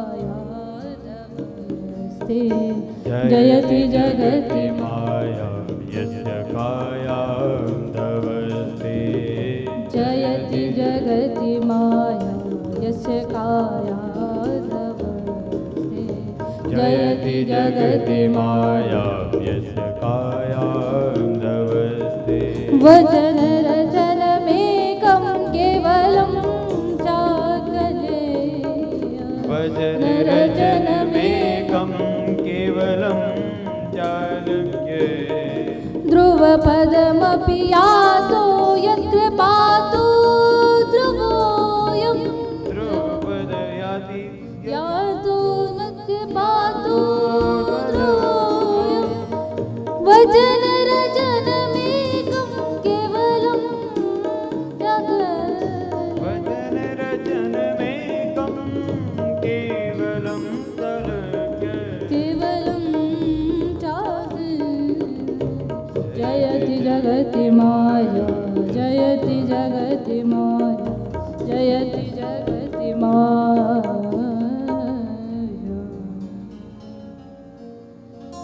बोल भक्ति महाराज की। आज व्यवस्था भी उस समय से उस तरह से नहीं बैठ पा रही, वरना हम आपको बड़ी अच्छी स्तुति थी सुनाते, परंतु अभी व्यवस्था बैठते हुए समय नहीं मिला और हम आपको खूब स्तुति सुनाएंगे जो शास्त्रीय संगीत में ही है, परंतु जैसी भी व्यवस्था रही। आइए, माता ने खूब सुंदर स्तुति की है और वृंदावन में आके नवयुवती भी हो गई। बोले नारद जी ने एक बात कही, मैया वैसे इस वृंदावन भूमि की तो दाद देनी पड़ेगी, जो कोई नहीं कर पाई वो ये वृंदावन भूमि ने कर लिया। बोले क्या आपको तो युवती बना दिया, और बोले मेरे जो ये दो पुत्र ज्ञान और वैराग्य सुप्त हैं, और इसका क्या? बोले आप अपनी सोचिए। बोले मैं अपनी नहीं सोच सकती, ये भी मेरे पुत्र हैं। इसीलिए अब मैया ने जब अनुरोध किया तो वैसे गुण गाया गया है वृंदावन धाम का भी, धन्यम वृंदावनम तेन भक्ति नृत्यति यत्र च। यहाँ पर भक्ति मैया बैठी नहीं, यहाँ नृत्य करती है। तो जब नृत्य कर रही हैं तो आइए आज हम भी वृंदावन भूमि चलें और वहाँ जा करके उस पुण्य भूमि पर हम भी नृत्य करें। मानसिक रूप से जब हम वृंदावन जाएंगे तो मानसिक और जो हमारा शरीर भी है वो भी कहीं ना कहीं वृंदावन चला ही जाएगा, परंतु अगर हम वृंदावन चले गए और मानसिक रूप से हम सोलन में बैठे हैं तो कैसे चलेगा। इसीलिए मानसिक यात्रा को जो फल मानसिक यात्रा का बताया गया वो फल अन्यत्र किसी यात्रा का नहीं बताया। किस किस का मन किया कि वहीं बस जाएं? सभी का। तो भगवान से कोई शर्त नहीं, आपके यहाँ पर अगर रहूंगी भी तो मधुकरी मांग कर रहूंगी, कुछ नहीं चाहिए प्रभु। क्योंकि ये जो हमारे ठाकुर जी है ना, टेढ़े मेढ़े हैं। अब इनसे कुछ मांगेंगे भी ना तो ये बड़ा सोच समझ कर देते हैं। तो मेरे हिसाब से तो राधा रानी से ही मांगना चाहिए। ये मेरा निज अनुभव है। पहले मैंने खूब ठाकुर जी के चरणों में आहा कन्हैया ये दे दो, अरे कन्हैया अब यहाँ जाना है, एक व्यवस्था करवाओ। कुछ नहीं हुआ। और जैसे ही मैंने कहा मेरी माँ किशोरी जी से कि आप व्यवस्था करो, ये कुछ नहीं देखते, तो लगभग 5 दिन लगे होंगे, एकदम से वो कार्य हो गया। क्योंकि ये ऐसे नहीं सुनेंगे, इनकी प्रियतमा के पास जाना पड़ेगा। माँ इन्हें सुधारिए, इनके ठाठ कुछ ज्यादा ही चढ़ने लगे। अरे भैया ठाकुर होंगे तुम अपने यहाँ के, हमारी भी माँ राधा रानी है, जिसके यहाँ पर आप चाकरी करते हैं ना, ये जो ब्रजमंडल है ना, मेरी माँ का है, ये उनका नहीं है। वो तो चाकरी करते हैं माँ के यहाँ। तो जब उनके चरणों में रति होगी ना, जब बोलोगे माँ ये सुनते नहीं, आप बोलिए, तब जाकर के वो सुनेंगे, ऐसे नहीं सुनेंगे। तो इसीलिए माँ से हमेशा विनती करो कि माँ ब्रजवास आप दिलाइए हमें। बिना ब्रजवास की कैसे रहेंगे, कल्याण कैसे होगा। इसीलिए मेरी माँ आप ही सब कुछ करिए। तो वृंदावन वास नारद जी कर रहे हैं, परंतु उनको कष्ट हो रहा है, ज्ञान वैराग्य सुप्त है। वृंदावन में भक्ति तो है, परंतु ये जो दो पुत्र है ना भक्ति के, ज्ञान और वैराग्य, ये नेत्र है। परंतु ये नेत्र जो बंद हो जाते हैं तो वह अंध भक्ति कहलाती है। इसीलिए हम सबका कर्तव्य है कि अंध भक्ति न हो, भक्ति हो, अंध भक्ति नहीं। ये नहीं कि सोचा नहीं समझा नहीं, अरे हमारे गुरुजी इनके पीछे चलिए, और गुरुजी जाकर के अपना, गुरुजी को अपना नहीं पता, आपका क्या बताएंगे बताओ। इसीलिए सबसे पहले गुरु का चयन ऐसा हो, अंध भक्ति में ना हो। अब आप कथा चल रही है ना ये हमारी, जिसके चरणों में बैठ करके आपको लगे कि बस अब नहीं जाना, आप बैठे हैं कथा में और कथा समाप्त हो गई, व्यास जी हल्का हल्का इशारा कर रहे हैं कि चलिए, परंतु आपका मन नहीं करा रहे महाराज जी के चरणों में बैठना है। वो भक्ति है, वो परम भक्ति है। तो हमें ऐसी भक्ति करनी है, अंध भक्ति नहीं। इसीलिए बोला कि इनको भी आप नवयौवन प्राप्त करवाएं। बोले ठीक है, मैं कुछ करता हूं। नारद जी चले गए। अरे कहां कहां नहीं घूमे मत नारद जी। नारद जी जितने भी तीर्थ स्थल है सबसे पूछ रहे हैं क्या है, कहाँ क्या करें जिससे ज्ञान और वैराग्य जाग जाए। किसी ने बोला वेद पाठ करो, तो बाबा ने वेद पाठ किया उनके कानों में। बोले वेद पाठ से भी ज्ञान वैराग्य जागृत नहीं हो रहे हैं, तो अब क्या करें। आकाशवाणी हुई, नारद बाबा आपको एक सत्कर्म करना है। इतना कह करके चुप हो गई आकाशवाणी। अब नारद जी बोले कौन सा सत्कर्म करें महाराज, थोड़ा ये तो बता जाते, कैसे ही चल दिए। बोले फिर दूसरी बार आकाशवाणी हुई कि आपको वो कोई महान संत ही बताएंगे। बोले ठीक है। तो महान संतों के पास जाने लगे नारद जी। किसी जटाधारी महात्मा को देखते हैं, उन्हीं के चरणों में महाराज जी सत्कर्म आप ही बताएंगे ना हमें सत्कर्म। बाबा बोले हमें कोई सत्कर्म नहीं पता, हमें कोई किसी ने कुछ कहा नहीं किसी सत्कर्म के विषय में, आप किस सत्कर्म की बात कर रहे हैं। बोले महाराज जी कहा तो ऐसा ही था कि कोई सत्पुरुष बताएगा। तो दूसरे के पास गए, बोले महाराज जी आप सत्कर्म बताइए। और जैसे ही सत्कर्म का नाम सुना महाराज जी तो हिल गए। हमें तो कोई सत्कर्म नहीं पता, परंतु हमारी ये जो महिमा है, आभा है, ये भी ना घट जाए, इसलिए शिष्यों को इशारा कर दिया कि तुम कहो। तो खुद चुप हो गए। और जितने भी चेले थे, जितने भी शिष्य थे, वो कहने लगे अरे बाबा जी का मौन व्रत शुरू हो गया, निकलो यहाँ से, कोई नहीं बताएंगे। तो बाबा चुप हो गए। कोई चुप हो रहे हैं, कोई कह रहे हैं महाराज हमें नहीं पता, और कई तो देखते हैं कि नारद जी आ रहे हैं और वहीं से भाग जाते हैं महाराज।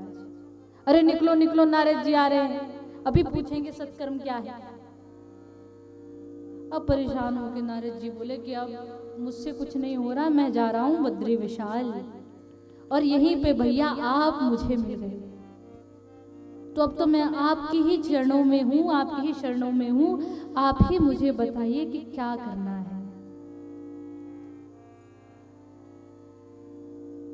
अब सनकादिक ऋषियों ने कहा कि आप एक सत्कर्म तो हमें पता है, परंतु आप मानेंगे नहीं। बोले कौन सा सत्कर्म जो हम मानेंगे नहीं? महाराज सब मानेंगे, आप बताइए। बोले श्रीमद् भागवत करवाइए, उससे ही ज्ञान वैराग्य जागेंगे। बोले महाराज आप कमाल की बात कर रहे हैं, आप मुझे एक बात बताइए, ये जो वेदों से निकला हुआ ज्ञान है इसे भागवत कहते हैं ना? बोले हाँ। तो अभी मैं वेदों का जितना भी श्रवण, श्रुतियां, स्मृतियां सब कुछ सुना के आ रहा हूं, कुछ नहीं हुआ। तो बाबा ने कहा कि कुछ नहीं हुआ। अब सनकादिक ऋषि बोले कि महाराज मुझे आप बुरा ना माने तो एक बात कहूं? बोले कहिए। मैंने इसीलिए कहा था कि आप मानेंगे नहीं, परंतु एक बात है, घी किससे निकलता है? अब आप लोगों से ये प्रश्न है, घी किससे निकलता है? दूध से। बिल्कुल सही, दूध से निकलता है। परंतु अगर हम सोचें कि जो बातें हमने घी से बनानी थी वो दूध से जल जाए, तो ऐसा हो सकेगा? अरे भैया हम जोत बनाने जा रहे थे, महाराज जी ने कहा कि ये दूध से ही घी निकलता है तो दूध ही डाल दो, हमारा लॉस भी ना हो। दूध कितने का ही पड़ता है महाराज। पर अगले दिन आ गया, महाराज जी आपने कहा था कि दूध से घी निकलता है और उससे सारा कार्य होता है। तो महाराज जी ने कहा तो किया क्या? बोले हमने वही दूध उससे बाती बनाई और उसको जलाना चाहा पर वो तो बुझ गई। महाराज जी ने कहा कि अरे भैया दूध नहीं, घी डालने के लिए कहा था। बोले महाराज कैसी बातें कर रहे हैं, घी भी तो दूध से ही निकला है, तो हम भी तो वही करके आए। वैसे ही यहाँ पर नारद जी कह रहे हैं कि मैंने वेद सुनाए, तो वेद भी तो वही है, वेदों से ही तो भागवत जी निकला। पर जो कार्य घी कर सकता है वो दूध नहीं कर सकता। इसी प्रकार जो कार्य श्रीमद् भागवत रूपी घी कर सकता है वो कार्य कि वेदों के रूप में जो दुग्ध है ना वो नहीं कर सकता। अभी मैं आपको श्रुतियां सुनाने लग जाऊं, सुनेंगे आप? नहीं सुनेगा कोई। यहाँ पर किसी भी आश्रम में जाकर के सुनोगे, अरे भैया मंत्र पढ़ने लगे थे, कुछ समझ तो आए नहीं, हमारे पल्ले वल्ले कुछ नहीं पड़ा। इसीलिए ये दूध है, इससे अध्यात्म दीप नहीं जलेगा, परंतु विद्वानों के लिए जलेगा। हम आप जैसे तो ऐसे कहेंगे महाराज मंत्र पढ़ रहे थे, हमें समझ नहीं आया। हमारे लिए ही ये श्रीमद् भागवत बनाया गया। तो बोले आप श्रीमद् भागवत का अनुष्ठान करवाओ। बोले ठीक है महाराज, करवाना कहाँ है? बोले ये गंगा जी के तट पर आनंद नामक एक तट है, वहां पर जाकर के आप आराम से कथा करिए। नारद जी बोले महाराज आप जैसे वक्ता कहाँ मिलेंगे, अब कहाँ वक्ता ढूंढने जाएं, इसीलिए आप 4 कुमार ही मेरे यहाँ पर भागवत की कथा कर दीजिए और मैं भी खुश हो जाऊंगा, मैं भी तृप्त हो जाऊंगा। जिस कार्य को सुनने के लिए मैं आया था वो हो जाएगा। बोले ठीक है। तो सभी चल पड़े आनंद नामक तट पर, और वहां पर जैसे ही सारे श्लोकों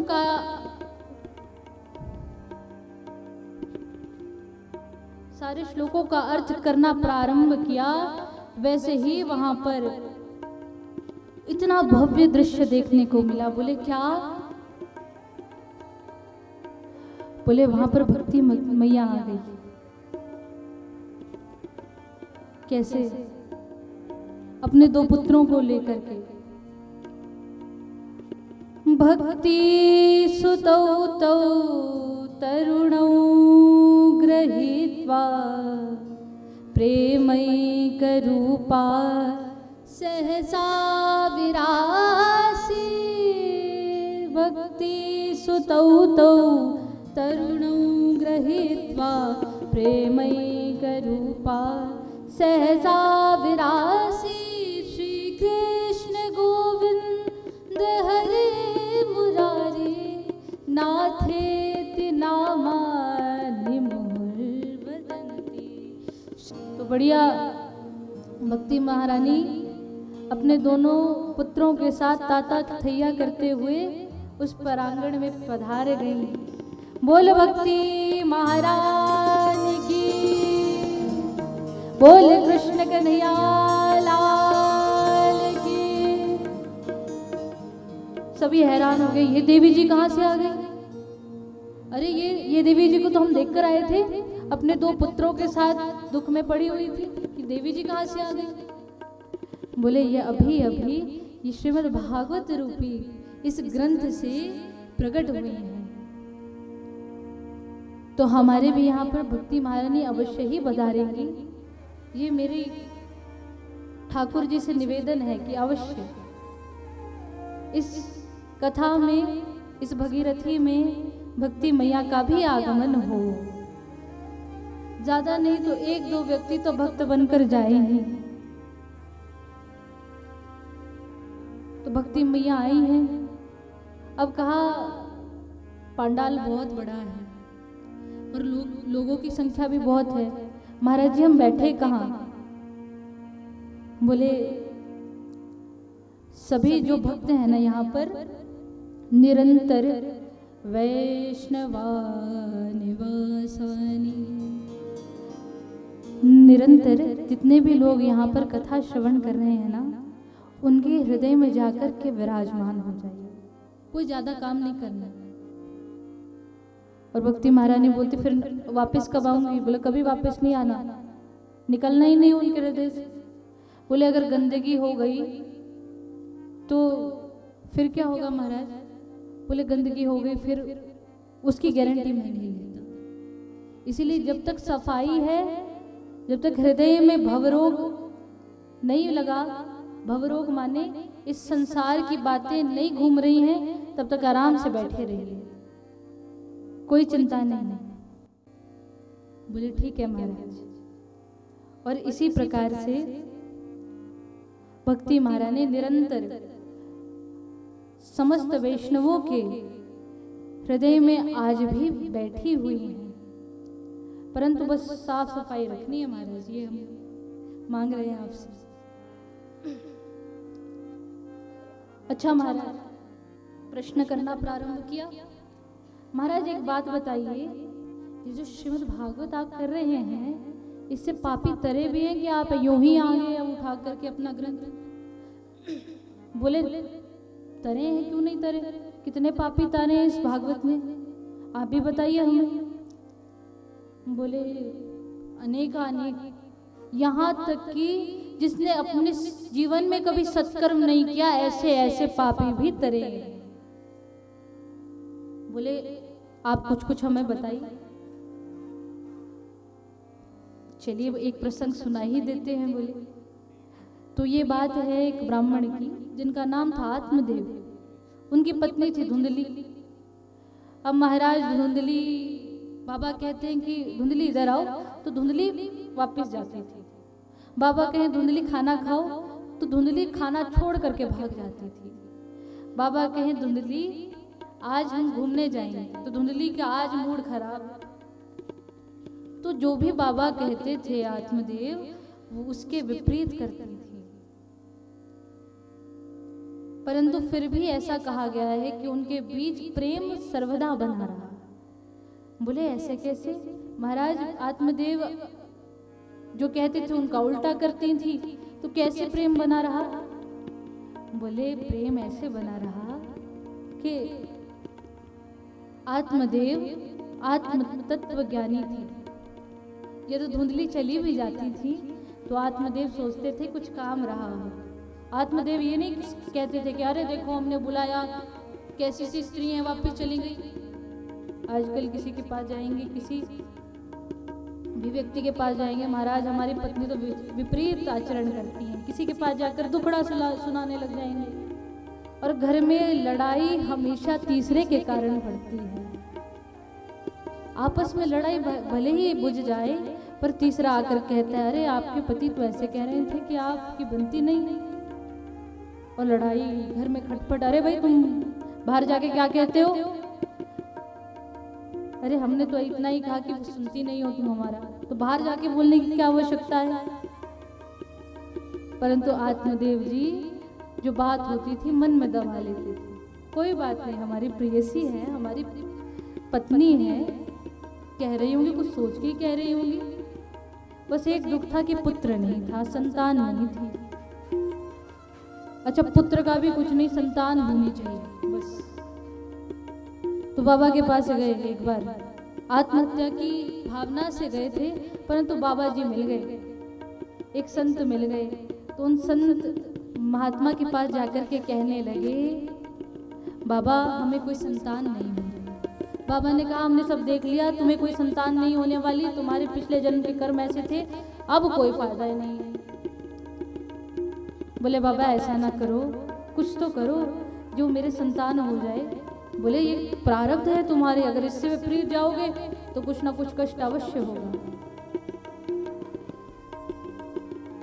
तो बोला बाबा ऐसा ना करो, जिद कर करके एक फल दे दिया। बाबा ने कहा कि ठीक है, तुम्हारे मरने से तो बढ़िया ये फल तुम अपनी पत्नी को खिला दो, पुत्र हो जाएगा। अब पत्नी भी कोई साधारण थोड़ी है, परम पूज्या धुंधली महारानी जी। अब जाकर के उनको सेब दिया, फल दिया।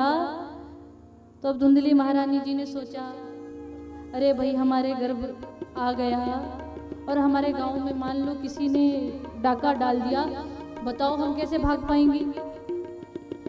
हमारा तो वजन बढ़ जाएगा, हमारा शरीर खराब हो जाएगा, तो भाग नहीं पाएंगी। ऊपर से फिर कोई 7-8 जनियां आकर के मुझे कहेगी, अब तो धुंधली तुम्हारा शरीर ना वो पहली वाली बात नहीं रही।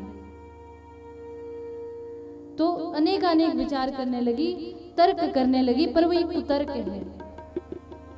वो जो फल था वो अपने अलमारी में दबा करके सोचा मेरी बहन के पुत्र होने वाला है, वो रख लूंगी, न शरीर खराब होगा, न भागने में असुविधा होगी, कुछ नहीं होगा। और आत्मदेव जी ने देख ना ले, इसीलिए वो फल गौ माता को खिला दिया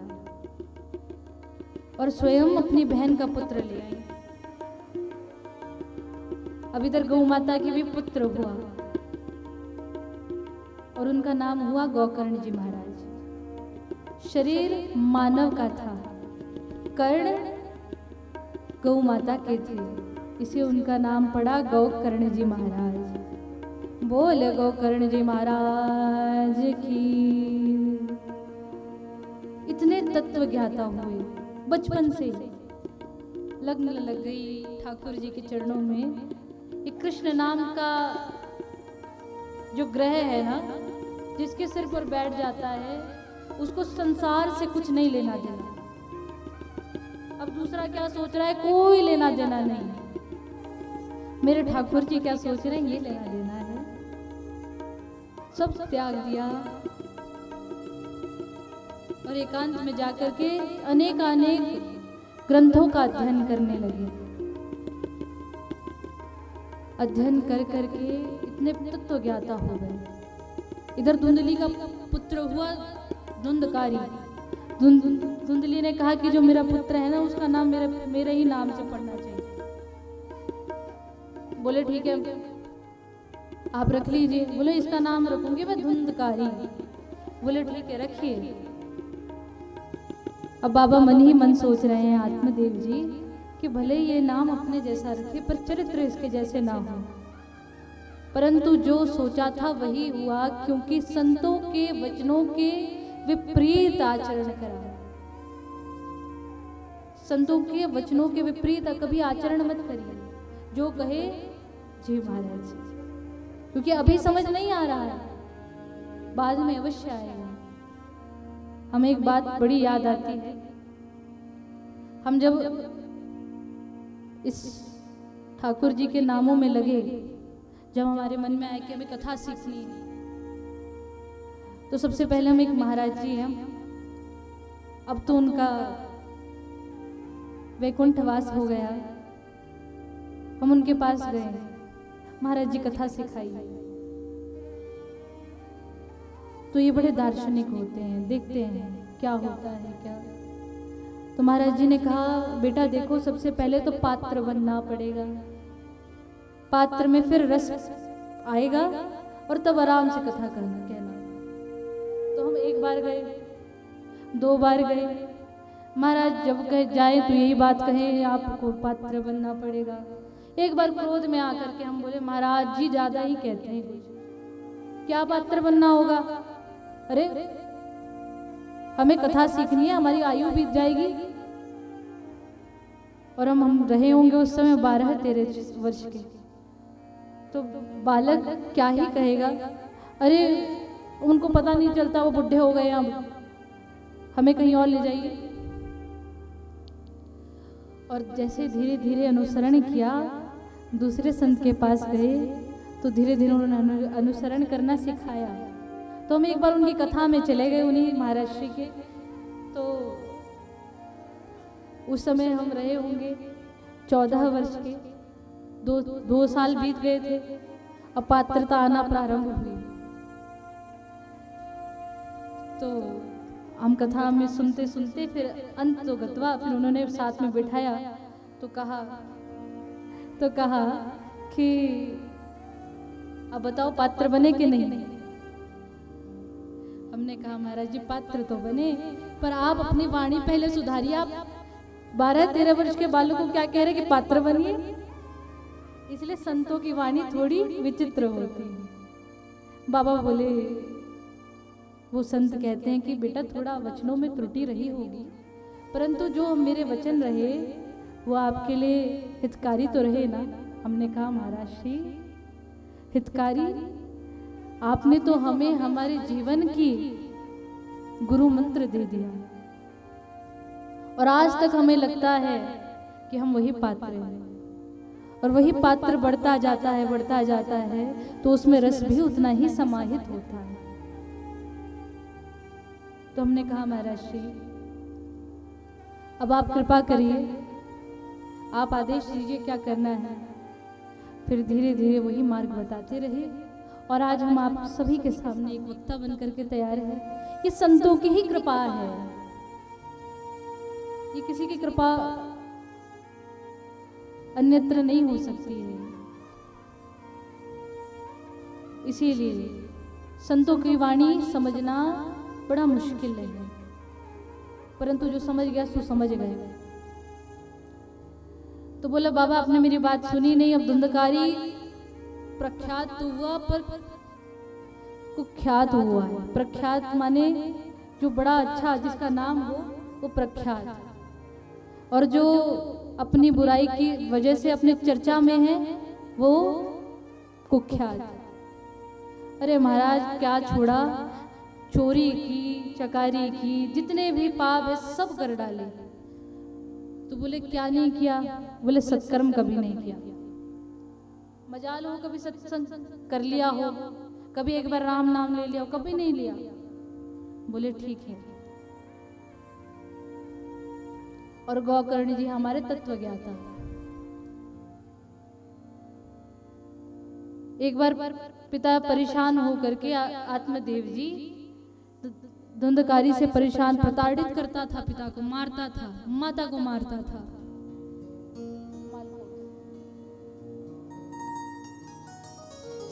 तो प्रताड़ित करता था, मारता था पिता को।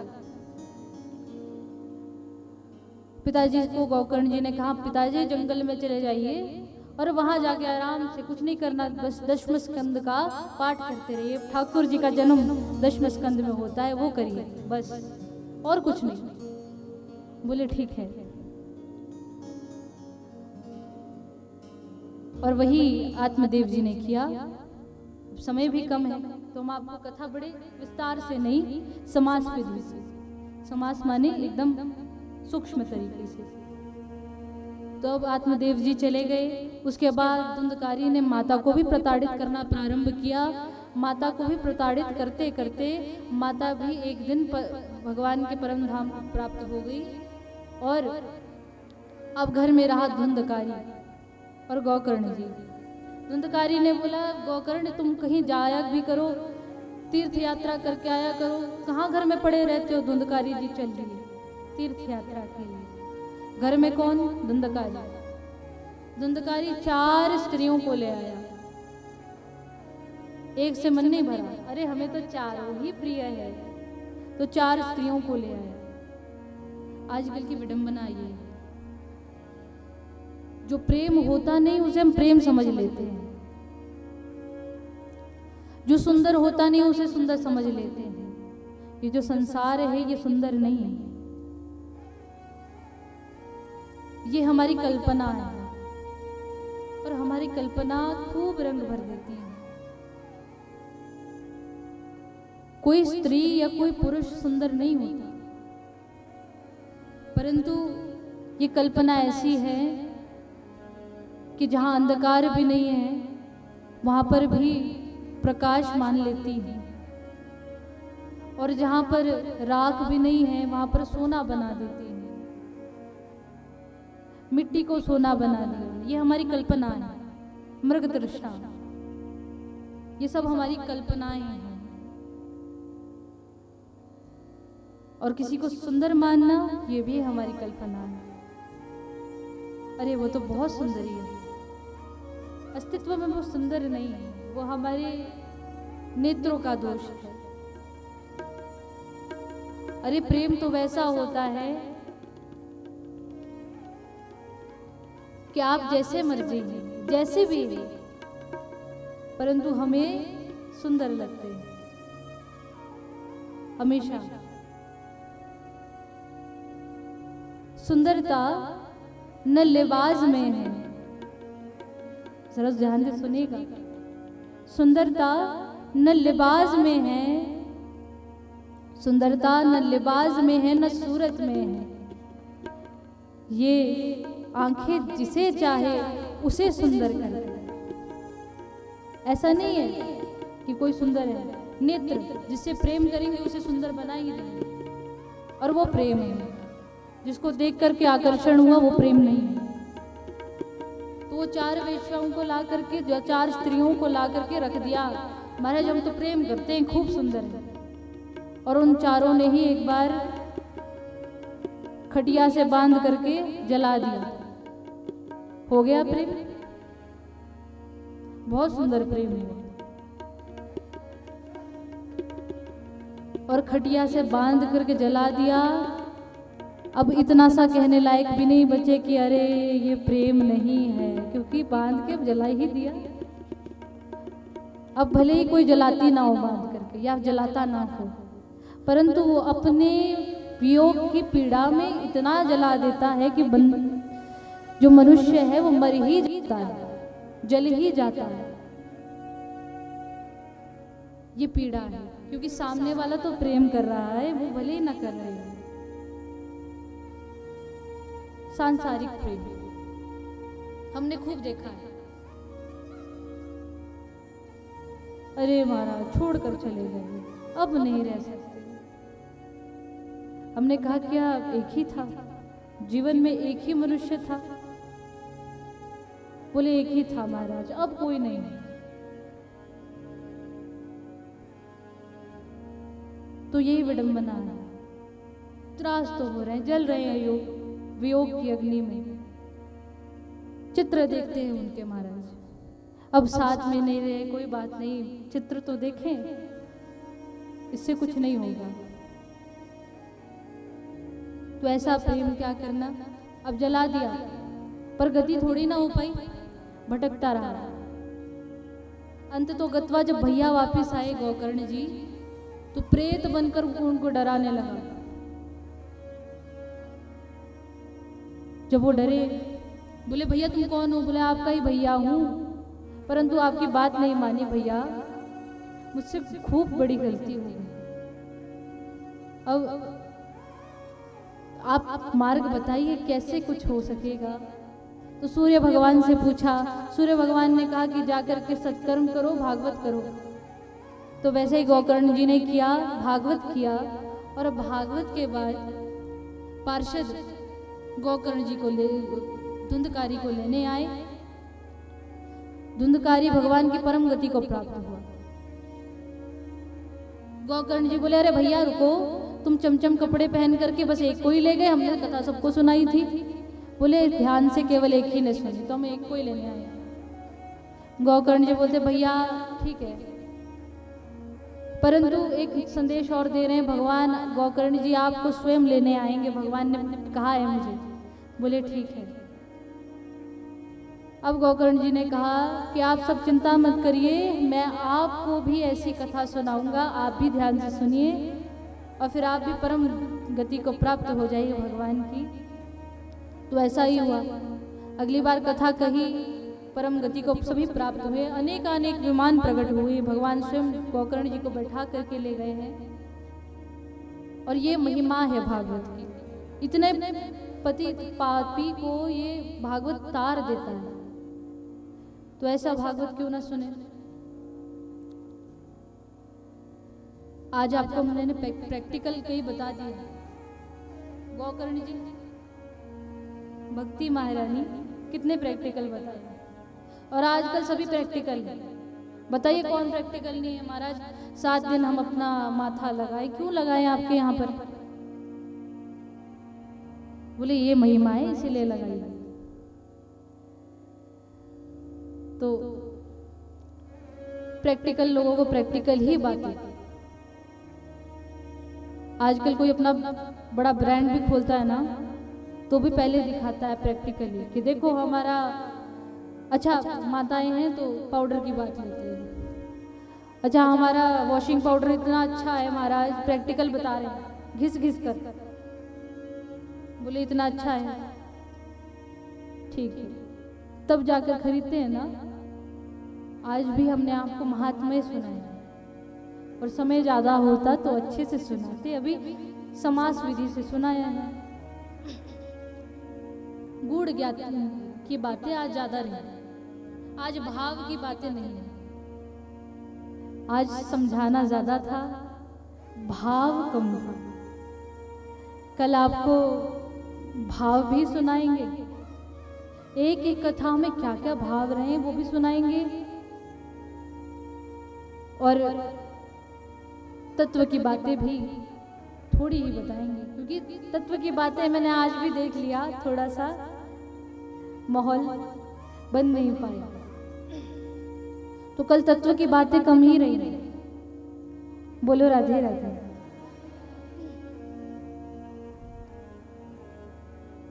तो सभी को तार दिया। इसके बाद सप्ताह श्रवण की विधि बताई। विधि से उसके उपरांत जैसे ही समस्त कथा का, समस्त महात्म्य का ज्ञान दिया, वैसे ही प्रहलाद जी प्रकट हो गए। प्रहलाद स्थालधारी तरल गति दया चोदव स्थालधारी वीणाधारी स्वर कुशल दया राग करता अर्जुनो बभूव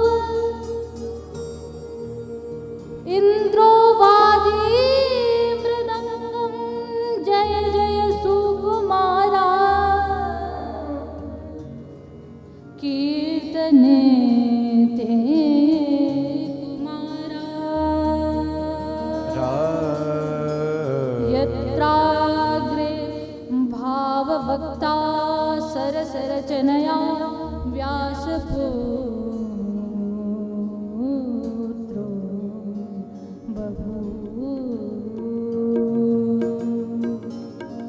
व्यासपुत्रो बभूव व्यासपुत्रो बभूव। बोलिए भक्तवत्सल भगवान की। प्रहलाद जी फुर्तीले होने के कारण करताल पकड़ के करताल बजाने लगे। और इंद्र मृदंग बजाने लगे। हम भी अनुरोध करेंगे मृदंग वाले से थोड़ा सा।